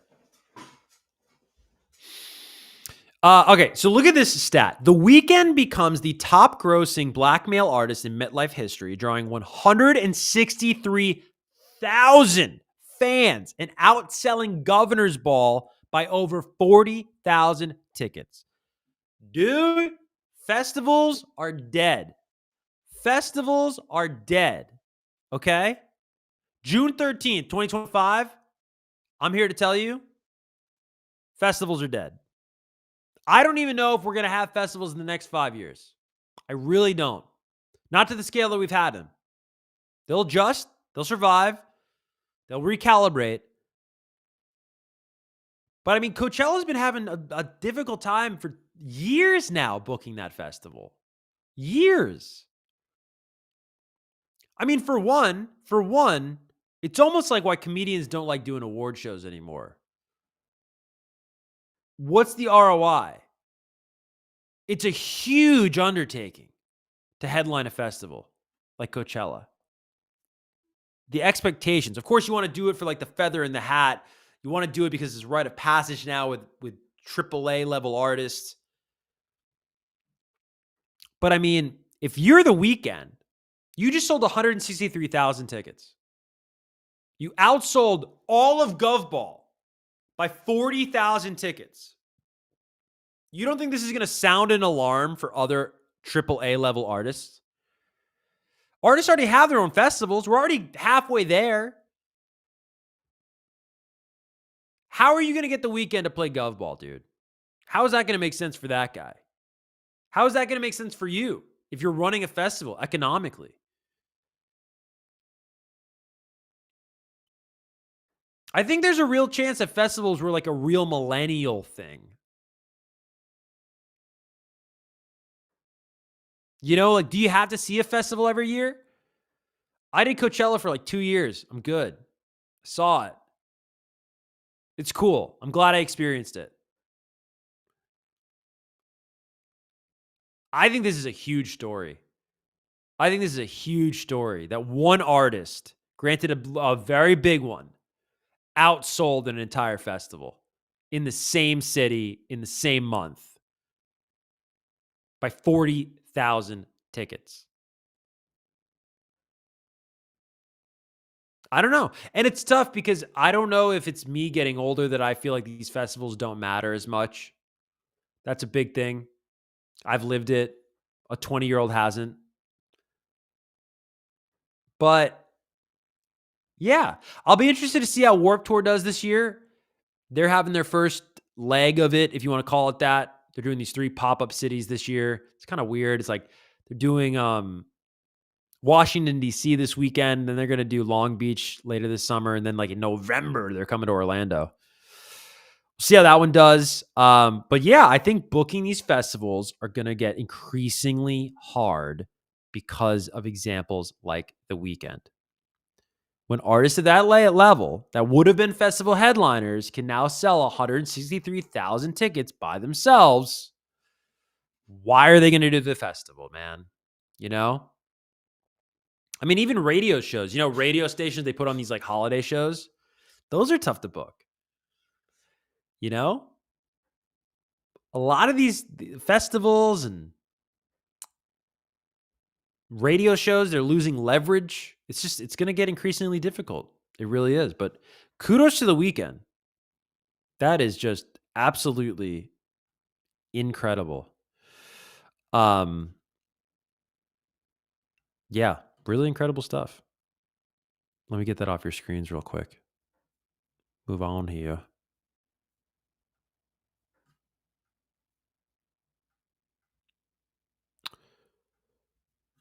All right, everybody's favorite. We're going to talk about Machine Gun Kelly.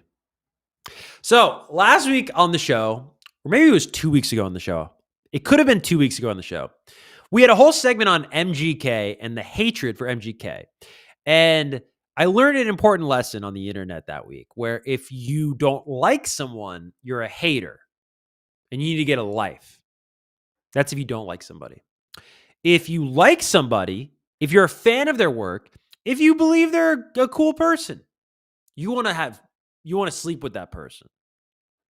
You want to be intimate with that person, which I was accused of wanting to be with MGK because all I said was the guy is talented, versatile, has had success in multiple genres, has had success in multiple industries, be it music or Hollywood.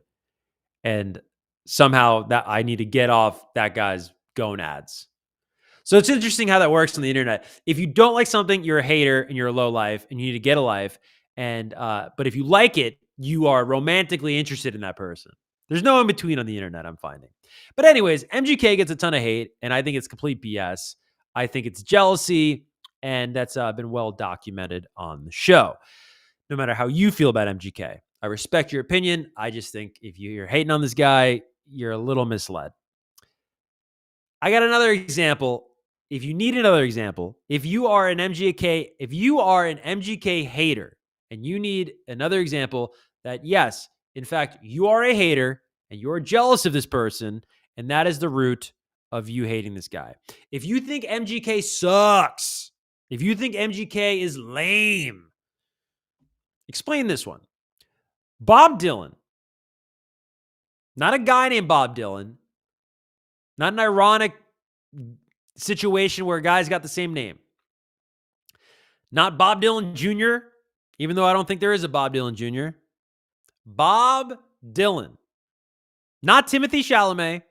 Bob Dylan announced the new MGK album. Wasn't AI. Wasn't an impersonator. Again, just for the folks in the back, wasn't Timothy Chalamet.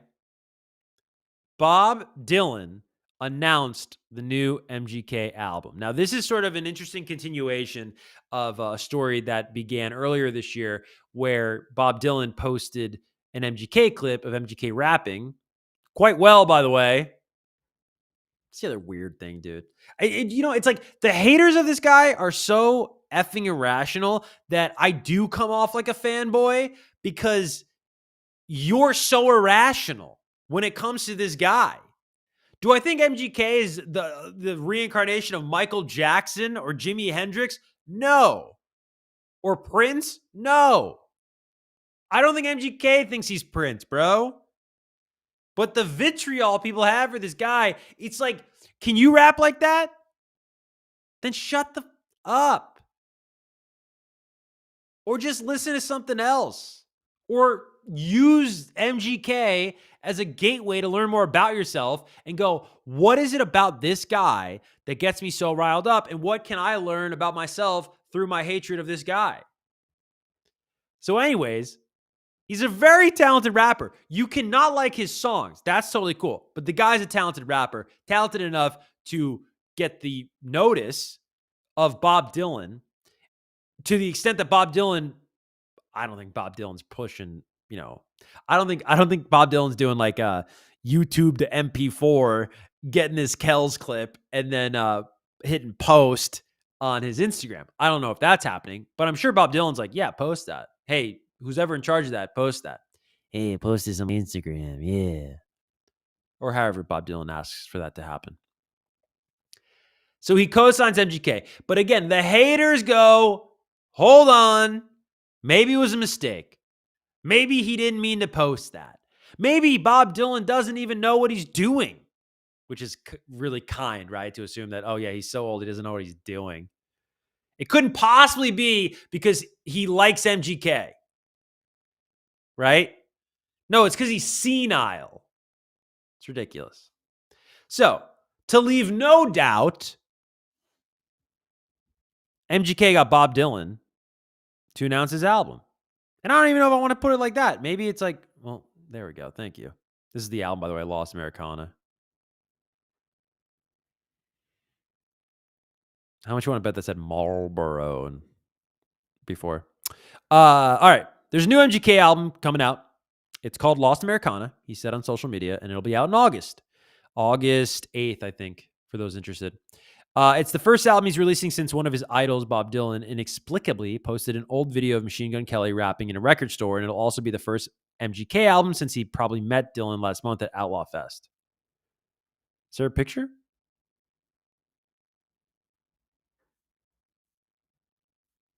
No, I guess there's not a picture. I don't know. Stereo Gum, fix your website. You're freaking out.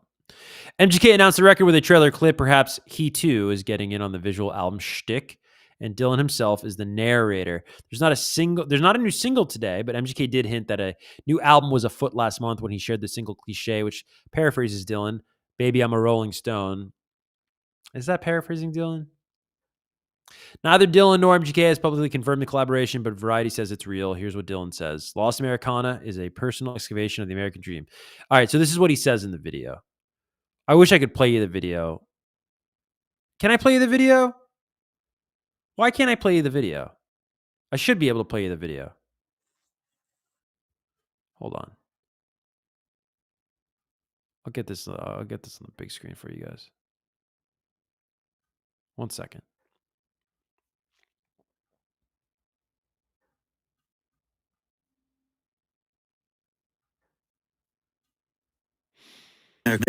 Lost.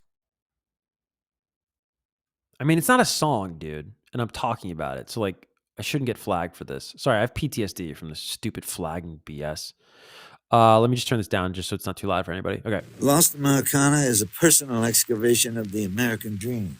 Now, there's something that really cracks me up about this trailer, but I'll point it out, and it's a very personal thing, but it cracks me up, and I'll point it out. A journey to find what's been lost. This album is a love letter to those who seek to rediscover it. The dreamers, the drifters, the defiant. It's a sonic map of forgotten places, a tribute to the spirit of reinvention, and a quest to reclaim the authentic essence of American freedom. From the goal. Okay, this cracks me up. So it's well done what they're going for and what they did. So, like, this looks like a diner in the middle of nowhere, man, right? Like, you're on the side of a road. You guys are riding motorcycles, right? Like, look at this old diner. Of neon You know, we're trying to find the old America. Where are you at? diners to the Right? It's fucking Mel's Diner in LA, dude. I don't know. I just thought that was so fucking funny because it's like a fake ass diner. You know what I mean? Like, if you're from the East Coast, like I am, it's like Mel's isn't a real diner. It's like, you know, everything in LA is based off something on the East Coast, by the way, you know, or based off something from somewhere else. Actually, that's really interesting. Like, is there anything really inherently LA? Like, even the Mexican joints are from Mexico when you really trace it back, you know? But anyways, Mel's is like this like commercialized version of like a diner. And it is a great, by the way, great hang. If you ever party on the Sunset Strip, dude, there ain't no better food late night when you're drunk and you're effed up than Mel's. There really isn't, in my opinion. The rumble of the motorcycles. This is music that celebrates the beauty found in the in-between spaces where the past is reimagined and the future is forged on your own terms. Didn't we talk about this, by the way, recently on the show? People love VHS. And I posted a clip. I think it's a short on YouTube. It's like a reel or a TikTok. I think it was a YouTube short that went crazy with the engagement, or it may have been TikTok. But anyways, I clipped it out for you guys from the show a couple weeks back. Why do we love VHS so much? I can understand a millennial like me or a millennial like MGK, like why we like it. But young people think it's cool. And I even noticed like there's something so intimate about it. Like when someone takes out their phone and like they film you, you're like, okay, dude, this might be going on their Instagram. Like, what am I saying? When somebody's just like filming, it's much more real, I think. And maybe that's what we like about it. But anyways, let's watch the end of this. That's probably music. We're not going to even mess around with music. We're not messing around with music. That's beautiful. That's California.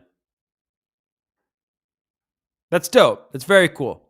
I like albums that have a visual identity, a world, if you will. The term world building makes me want to, I can't say that on the internet. It makes me want to have food come out of my mouth, projectile style. It's one of like the grossest industry terms and just so lame. World building. Yeah. He's so good at world building.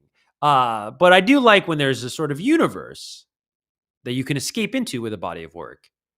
And MGK does a great job of that, where all of his albums feel like their own world. You know, I mean, he had Hotel Diablo, which in and of itself was sort of a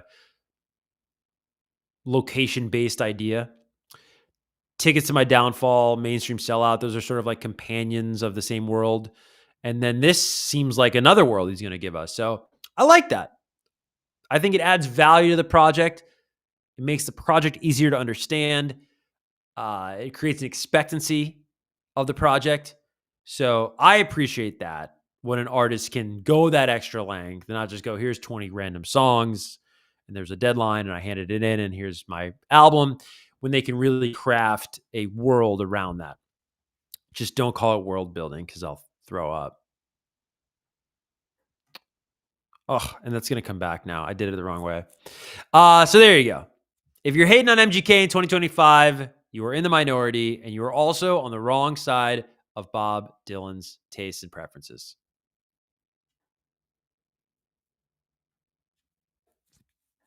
You're against Bob Dylan if you're hating on MGK. Just know that. Just know that. We have been live now for over 2 hours. And I mean, dude, this is crazy. We have so much to talk about still. Okay.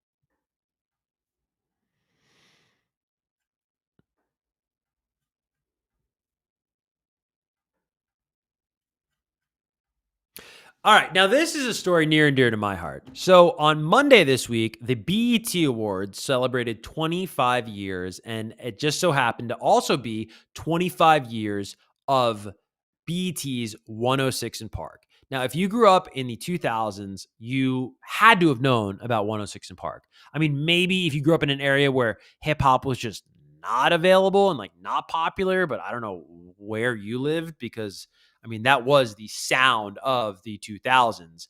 And BET's 106 in Park was basically, you know, I guess you could describe it and how most people would describe it was like BET's TRL. So TRL on MTV, Total Request Live, debuts in 1998. Carson Daly's the host. It becomes a phenomenon. It launches the careers of Eminem and Backstreet Boys and NSYNC and Britney Spears and Christina Aguilera and Kid Rock and Limp Bizkit and Korn and Jessica Simpson and everybody in between, right? It's a phenomenon. And so it's easy to remember back and go, oh, yeah, well, 106 in Park was BET's TRL, right? Like there was TRL and then there was BET's TRL. But a funny thing happened. In the summer of 2002, I just happenstance stumbled onto BET. And I just happenstance stumbled onto 106 in Park. And I would imagine this is what happened when people of a certain age heard Black Sabbath for the first time, or heard the Ramones for the first time, or heard the Sugar Hill Gang for the first time, heard Run DMC for the first time, heard any type of music that they had never heard before for the first time. Because it was 2002 and I can still tell you the songs on that countdown. And it was Mario, Just a Friend, with Biz Markie in the video, with Mario in the Ray Lewis Baltimore Ravens jersey.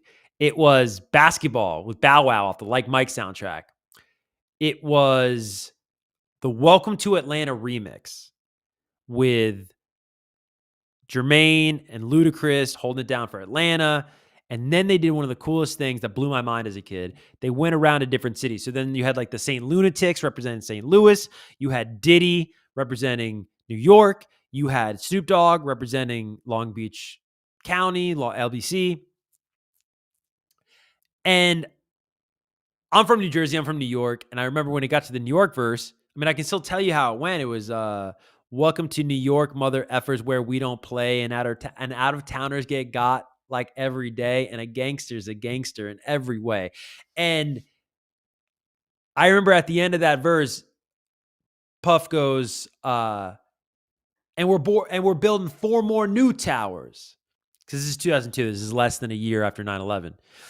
And that just blew my mind as a kid, because it was like patriotism for like where you're from.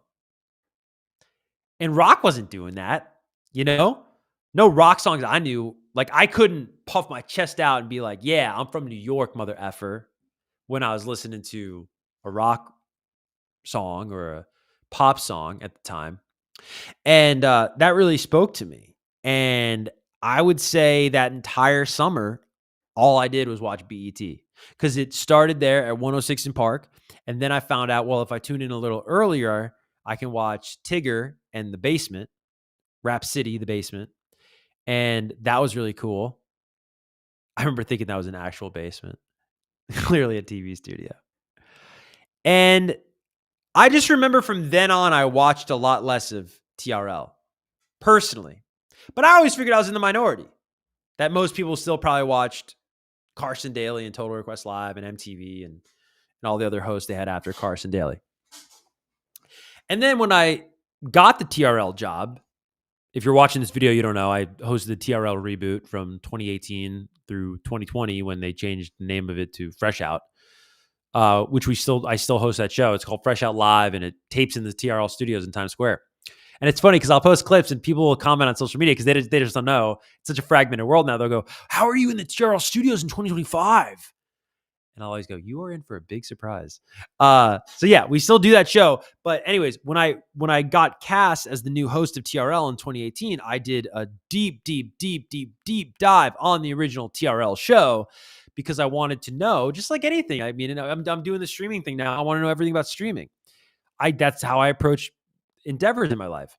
And so I learned that TRL, after its first season in 1998, 1999, lost ratings, fell in the ratings every year by 10 to 15 to 20% for the first 3 years.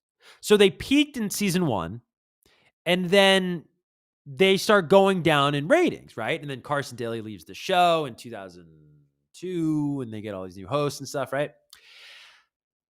106 in Park was bigger than TRL. 106 in Park literally got better ratings than TRL, not at the end of TRL's run. During the peak of TRL, 106 in Park had better ratings and bigger numbers than TRL on MTV. 106 in Park was not BET's TRL. TRL was MTV's 106 in Park. 106 in Park had a longer run than TRL. 106 in Park was also a much more diverse show than TRL. I mean, because it wasn't just the countdown on 106 in Park. There were the performances, right? The classic performances with Genuine pretending he's dead and he comes back to life, and like the famous him on a stretcher performance, right?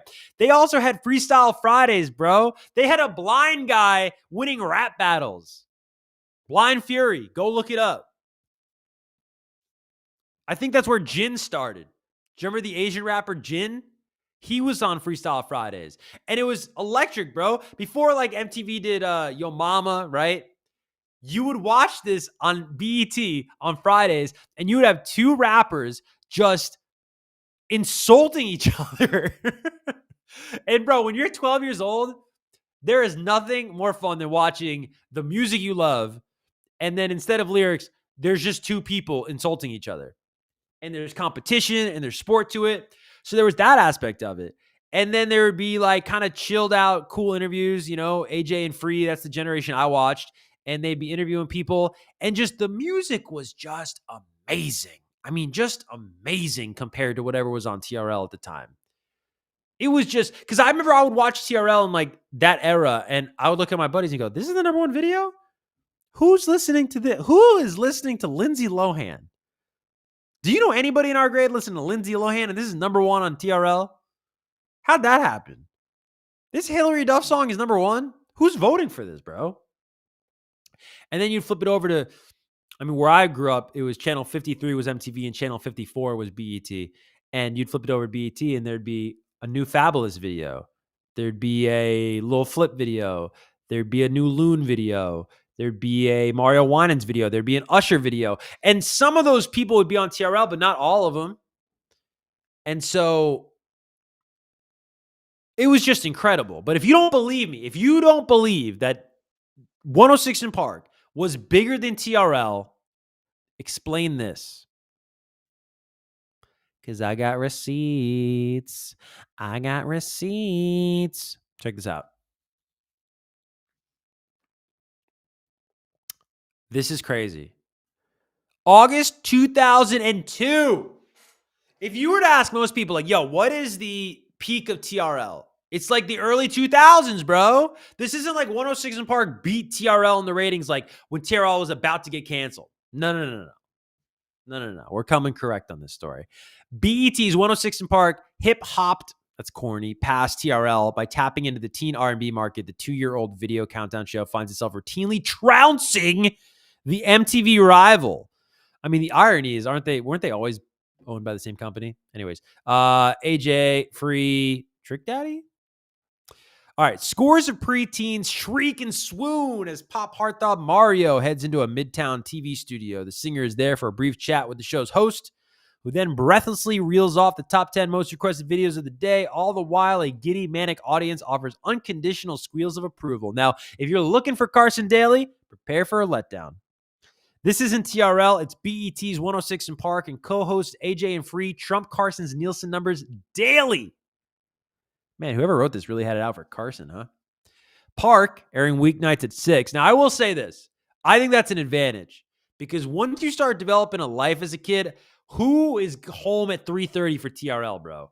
Who's home at 3:30 watching TRL? I'm not. I'm causing mischief, bro. I'm stealing stuff from convenience stores. I'm playing tag. I'm playing tag till late. I'm not home. I'm out playing tag. And I'm going to be doing that for a minute. So I can't watch TRL. But I can watch 106 in Park after tag. I'll tell you that right now.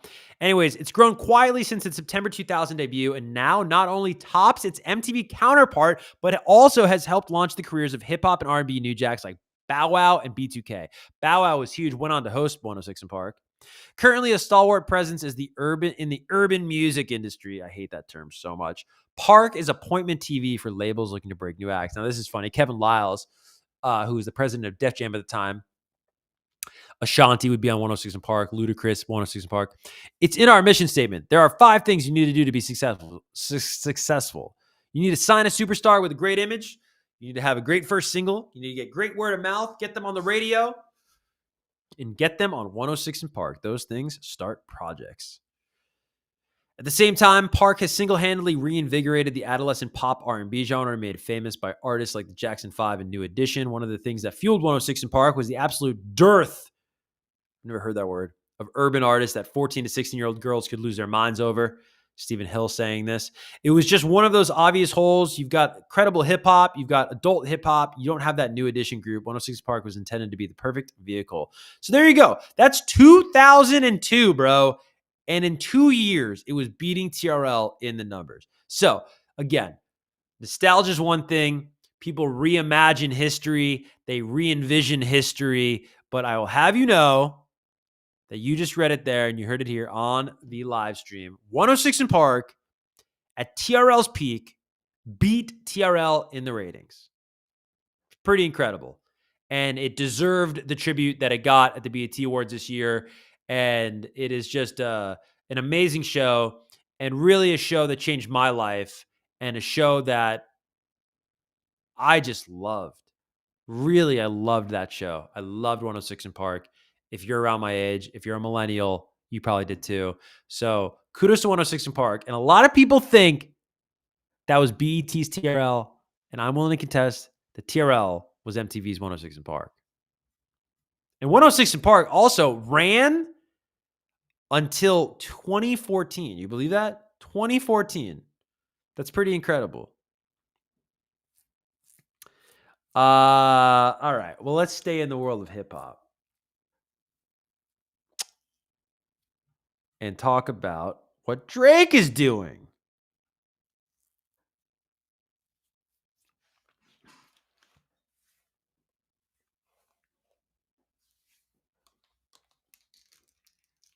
I hate what my hair is doing. Don't wash your hair, guys. It's way better when you don't wash your hair. I made a mistake tonight washing my hair. It's all wet. I don't know. It's like greasy. It's gross. I don't like it. Anyways.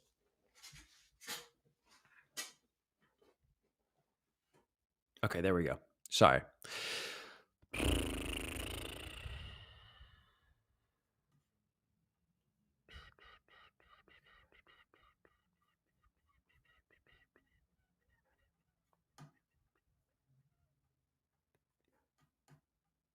Okay, so Drake versus Kendrick Lamar. This is the rap beef that just will not die. And to bring you up to speed, because I'm sure you have a life, and well, I just love following this story.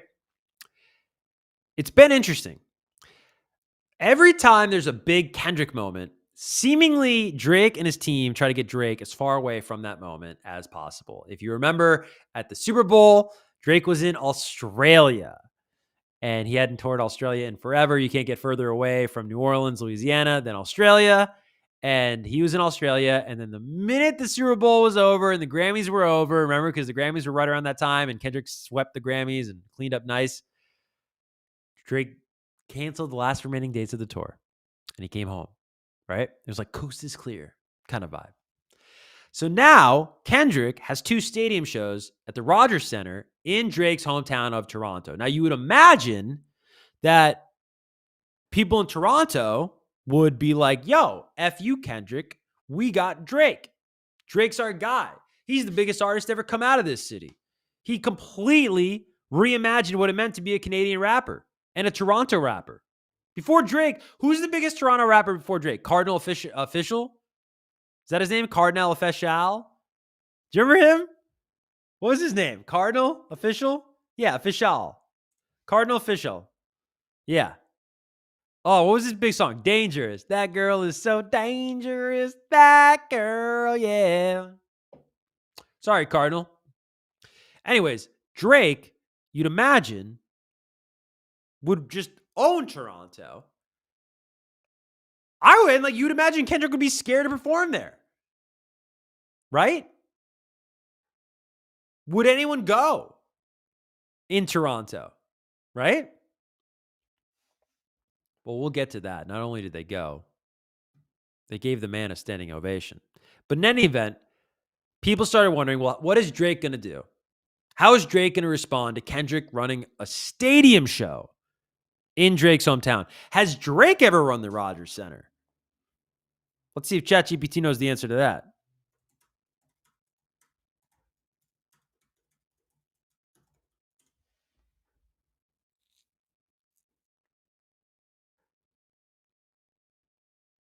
Wow. Drake has never headlined a concert at the Rogers Center. However, he has filmed there in the music video for Headlines. That doesn't count. Wow. Now, just to confirm, where is Kendrick Lamar performing in Toronto?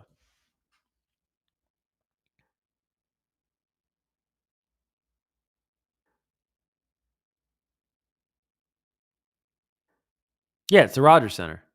It's crazy. That's pretty crazy, man. Like Kendrick ran to Rogers Center before Drake did. That's pretty crazy. In any event, people are wondering, what is Drake going to do now that Kendrick is in his hometown doing 2 stadium shows? So I will tell you what Drake's going to do. What Drake is going to do is he's going to stream with Cenat. That's the game plan, I guess. The pair plan to be handing out $300,000 to 20 different creators to bring their music videos ideas to life. Drake has no plans on checking out Kendrick Lamar and his Grand National Tour stop in Toronto. Instead, he'll be doing a live stream with Cenat, where they'll be finally picking winners from the Somebody Loves Me music video treatment challenge they announced in May, where 20 creators will be given $15,000 each to bring their ideas to life. So Drake, it sounds like, might not even be in town, because where does Kai live? Cenat announced on Instagram stories that he and Drake intended to go live, but felt like they needed more time to sift through the submissions, so they decided to push the live stream back one day. Interesting. Did this happen last night? This isn't the first time Drake has scheduled something around one of Kendrick's shows. The first date of his Anita Max Win Australia tour coincided with the Compton Rappers' historic Super Bowl halftime performance on February 9th. It's also fair to add that Kendrick and SZA will be performing in Toronto on Friday as well, so maybe Drake will pop out for that one. I guess that's a joke.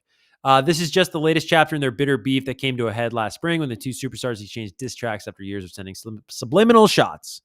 Well, did this happen? Did they do this?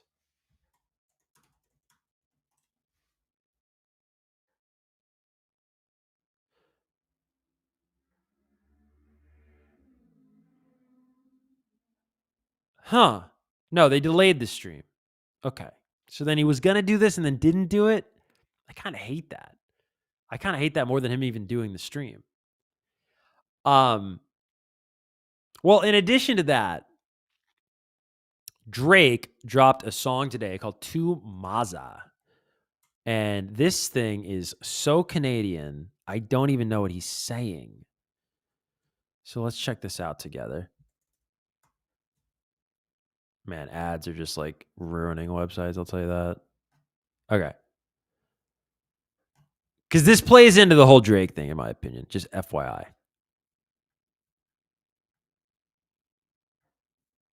Let's look up these lyrics. Okay, check this out. So this is a new song he did with Smiley. Smiley's a guy that's on Drake's label. Canadian artist. Drake says, I remember pushing DT with the Mandem, whipping 2 Mazdas, grocery shopping at Royal York Plaza. Nobody knows what this is unless you live in Toronto. Me and Lil Sandra was broke on the Gaza. First floor room at the airport Ramada. I'm trying to make the most out of nada. Now shorties see me and say, oh my God, it's Mr. Tumaza. I don't know what that means. So then they're both on the hook and they go, I'm with Smigalino. I'm with Smigalachi. Mr. Don't Mix the Gucci and Prada. Me, I'm the 6th god. Bob is a bulldog. Both could have been at Gonzaga. Some nights I want to cut. The city's been hot like lava. Yeah, a little Waterloo road trip. Shorty see me and said, oh, girl, that's Mr. Tumaza. What does Tumaza mean? Maza is UK slang for madness. So Drake calls himself Mr. Two Mazda to reflect. He's over the top. He's crazy. Drake's nuts. Drake's nuts, dude. You think you're crazy? You're just Mr. Mazda. Drake? He's Mr. Two Mazda. Anyways, I'm having fun, and I'm just poking fun at the song. But the song is important if you really want to analyze this whole strategy of Drake. So his first part of the strategy is when Kendrick comes around, he goes away. Okay. So Kendrick does the Super Bowl, Drake goes to the other side of the universe, Australia. Australia doesn't care about the Super Bowl, right? Kendrick performs a show in Toronto at the Rogers Center. Largely, that's going to be millennial people that grew up with Kendrick and SZA. A little bit of Gen Z, but mostly like the upper demo that's going to really rock with Kendrick like that, right? Kendrick's so huge, though. I'm sure a lot of young people are there too. Drake is going to now go to like the uber young Cenat audience and try to get that land grab because he's seemingly losing the hip hop land to Kendrick, right? And then if you notice, he's really, really leaning into the Toronto stuff. So it's really like, I don't care about the US anymore. I'm Mr. Toronto. And that's why the lingo I was joking about, I don't know it, and I shouldn't know it because I'm not from Toronto, I'm not from Canada, but he's like really leaning into the whole Toronto of it all now, if you notice, which I do think is a response to him sort of being rejected in America. Again, he did Nokia, he released Nokia, he released the video right when, was it Luther was losing momentum on the Hot 100, and even with all of those contributions, he couldn't get to number one. Kendrick prevented him from getting number one. And so I think that probably really messes with a guy like Drake. Drake has famously said in a song, right? Like, I'd probably self-destruct if I ever lose, but I never do. I think he said that on Do Not Disturb in 2017 on More Life. And we're seeing him lose now. I'm not saying he's self-destructing. I'm not saying that, but I'm just saying, like, you'll see. Things are going from bad to worse here for Drake. So, you know, Kendrick did do the show. I guess Drake didn't do the stream last night with Cenat, but Kendrick did go along with the show. And when he went along with the show, I will show you what happened here. This is interesting. Check this out. So Kendrick performs Not Like Us, the Drake song where he calls Drake a P word. He performed Not Like Us in Toronto. The crowd asked for an encore.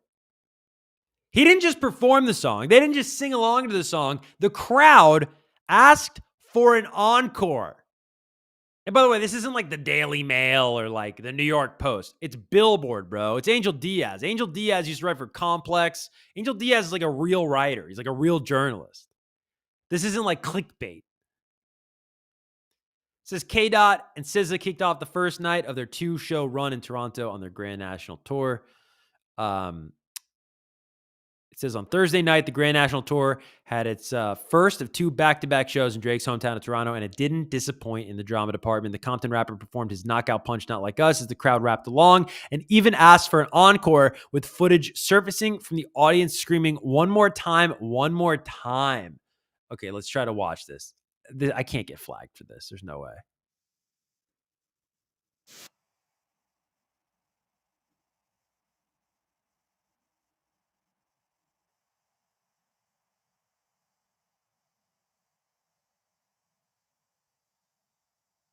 Can you guys hear that?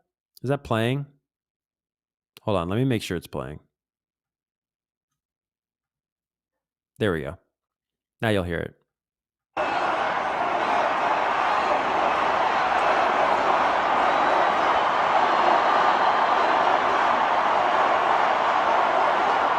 Yeah, I mean, I guess it's one more time. This is him performing the song in Toronto. I hope this doesn't get flagged. One second. One sec.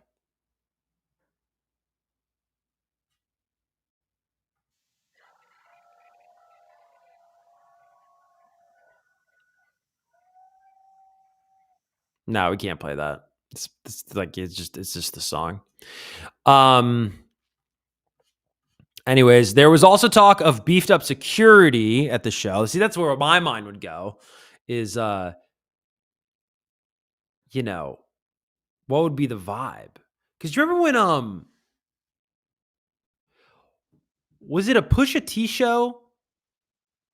Somebody got jumped in like one of Drake's beefs at a Toronto show. Can I look that up?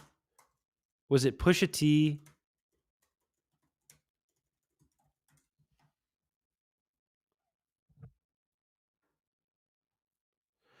Yeah. Look at this. Oh, that's cool. I can switch between. I like that a lot. Okay. Pusha T's Toronto concert canceled after fight breaks out. This is back in 2018. The Pusha T concert at Toronto's Danforth Music Hall was shut down tonight after a fight broke out on stage. So the Pusha T concert at Toronto's whatever was shut down. Yeah, God, redundant much. Shocking video of the melee was quickly posted to YouTube, which shows Pusha T and his entourage targeted with punches. Whoa! I forgot about the extent of this. According to witnesses, the show was canceled after about 20 minutes. A post from Toronto Police Operations Center confirms performers were attacked and numerous people were injured as a result of fighting inside the concert hall. It's unclear if the hip-hop star and good music president was injured in the clash. Local news posted on Twitter that 3 people were taken to the hospital with minor injuries after a fight took place at the hall. Officers said performers were attacked by a group of people.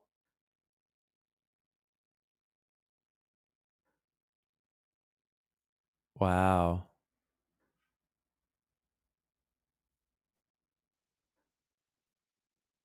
Let me tell y'all something.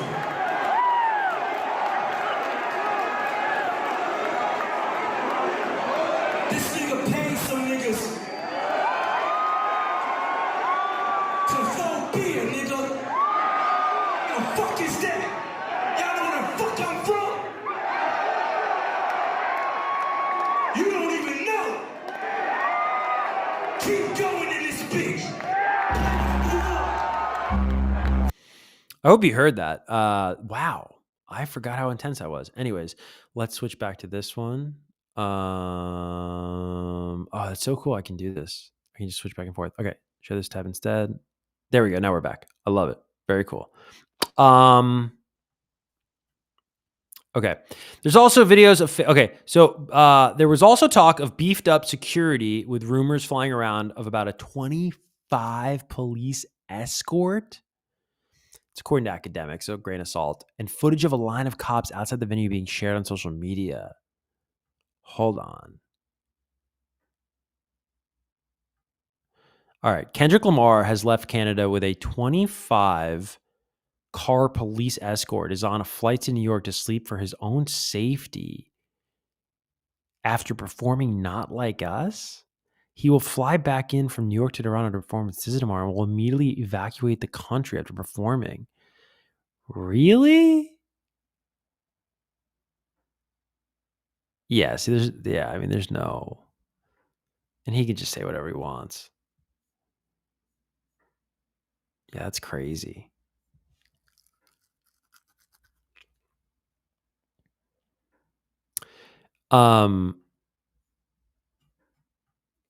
All right, so now we're back over here. There's also footage of a line of cops outside the venue. Let's look at this. This is also from academics.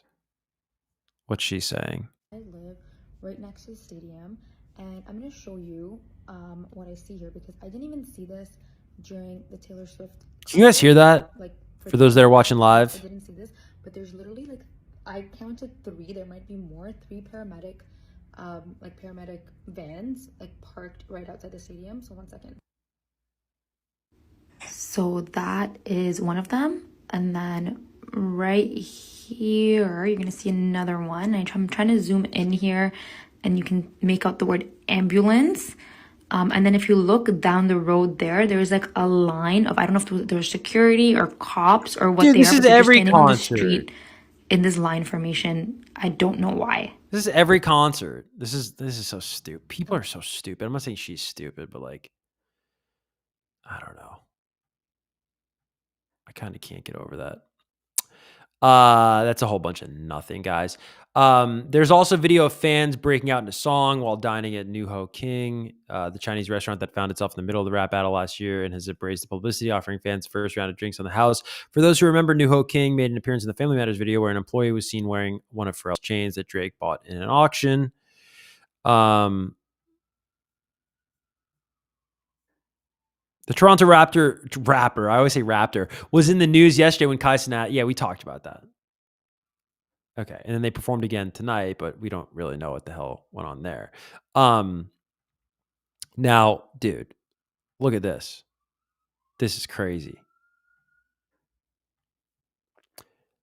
So Kendrick Lamar gets a 2-minute. Kendrick Lamar got a 2-minute ovation in Toronto after performing Not Like Us. Kendrick Lamar's joint Grand National Tour with SZA stopped at Toronto's Rogers Centre on Thursday, June 12th, marking the LA rapper's first concert in Drake's hometown since their high-profile beef last year. Now, we can't play that. We could probably play this.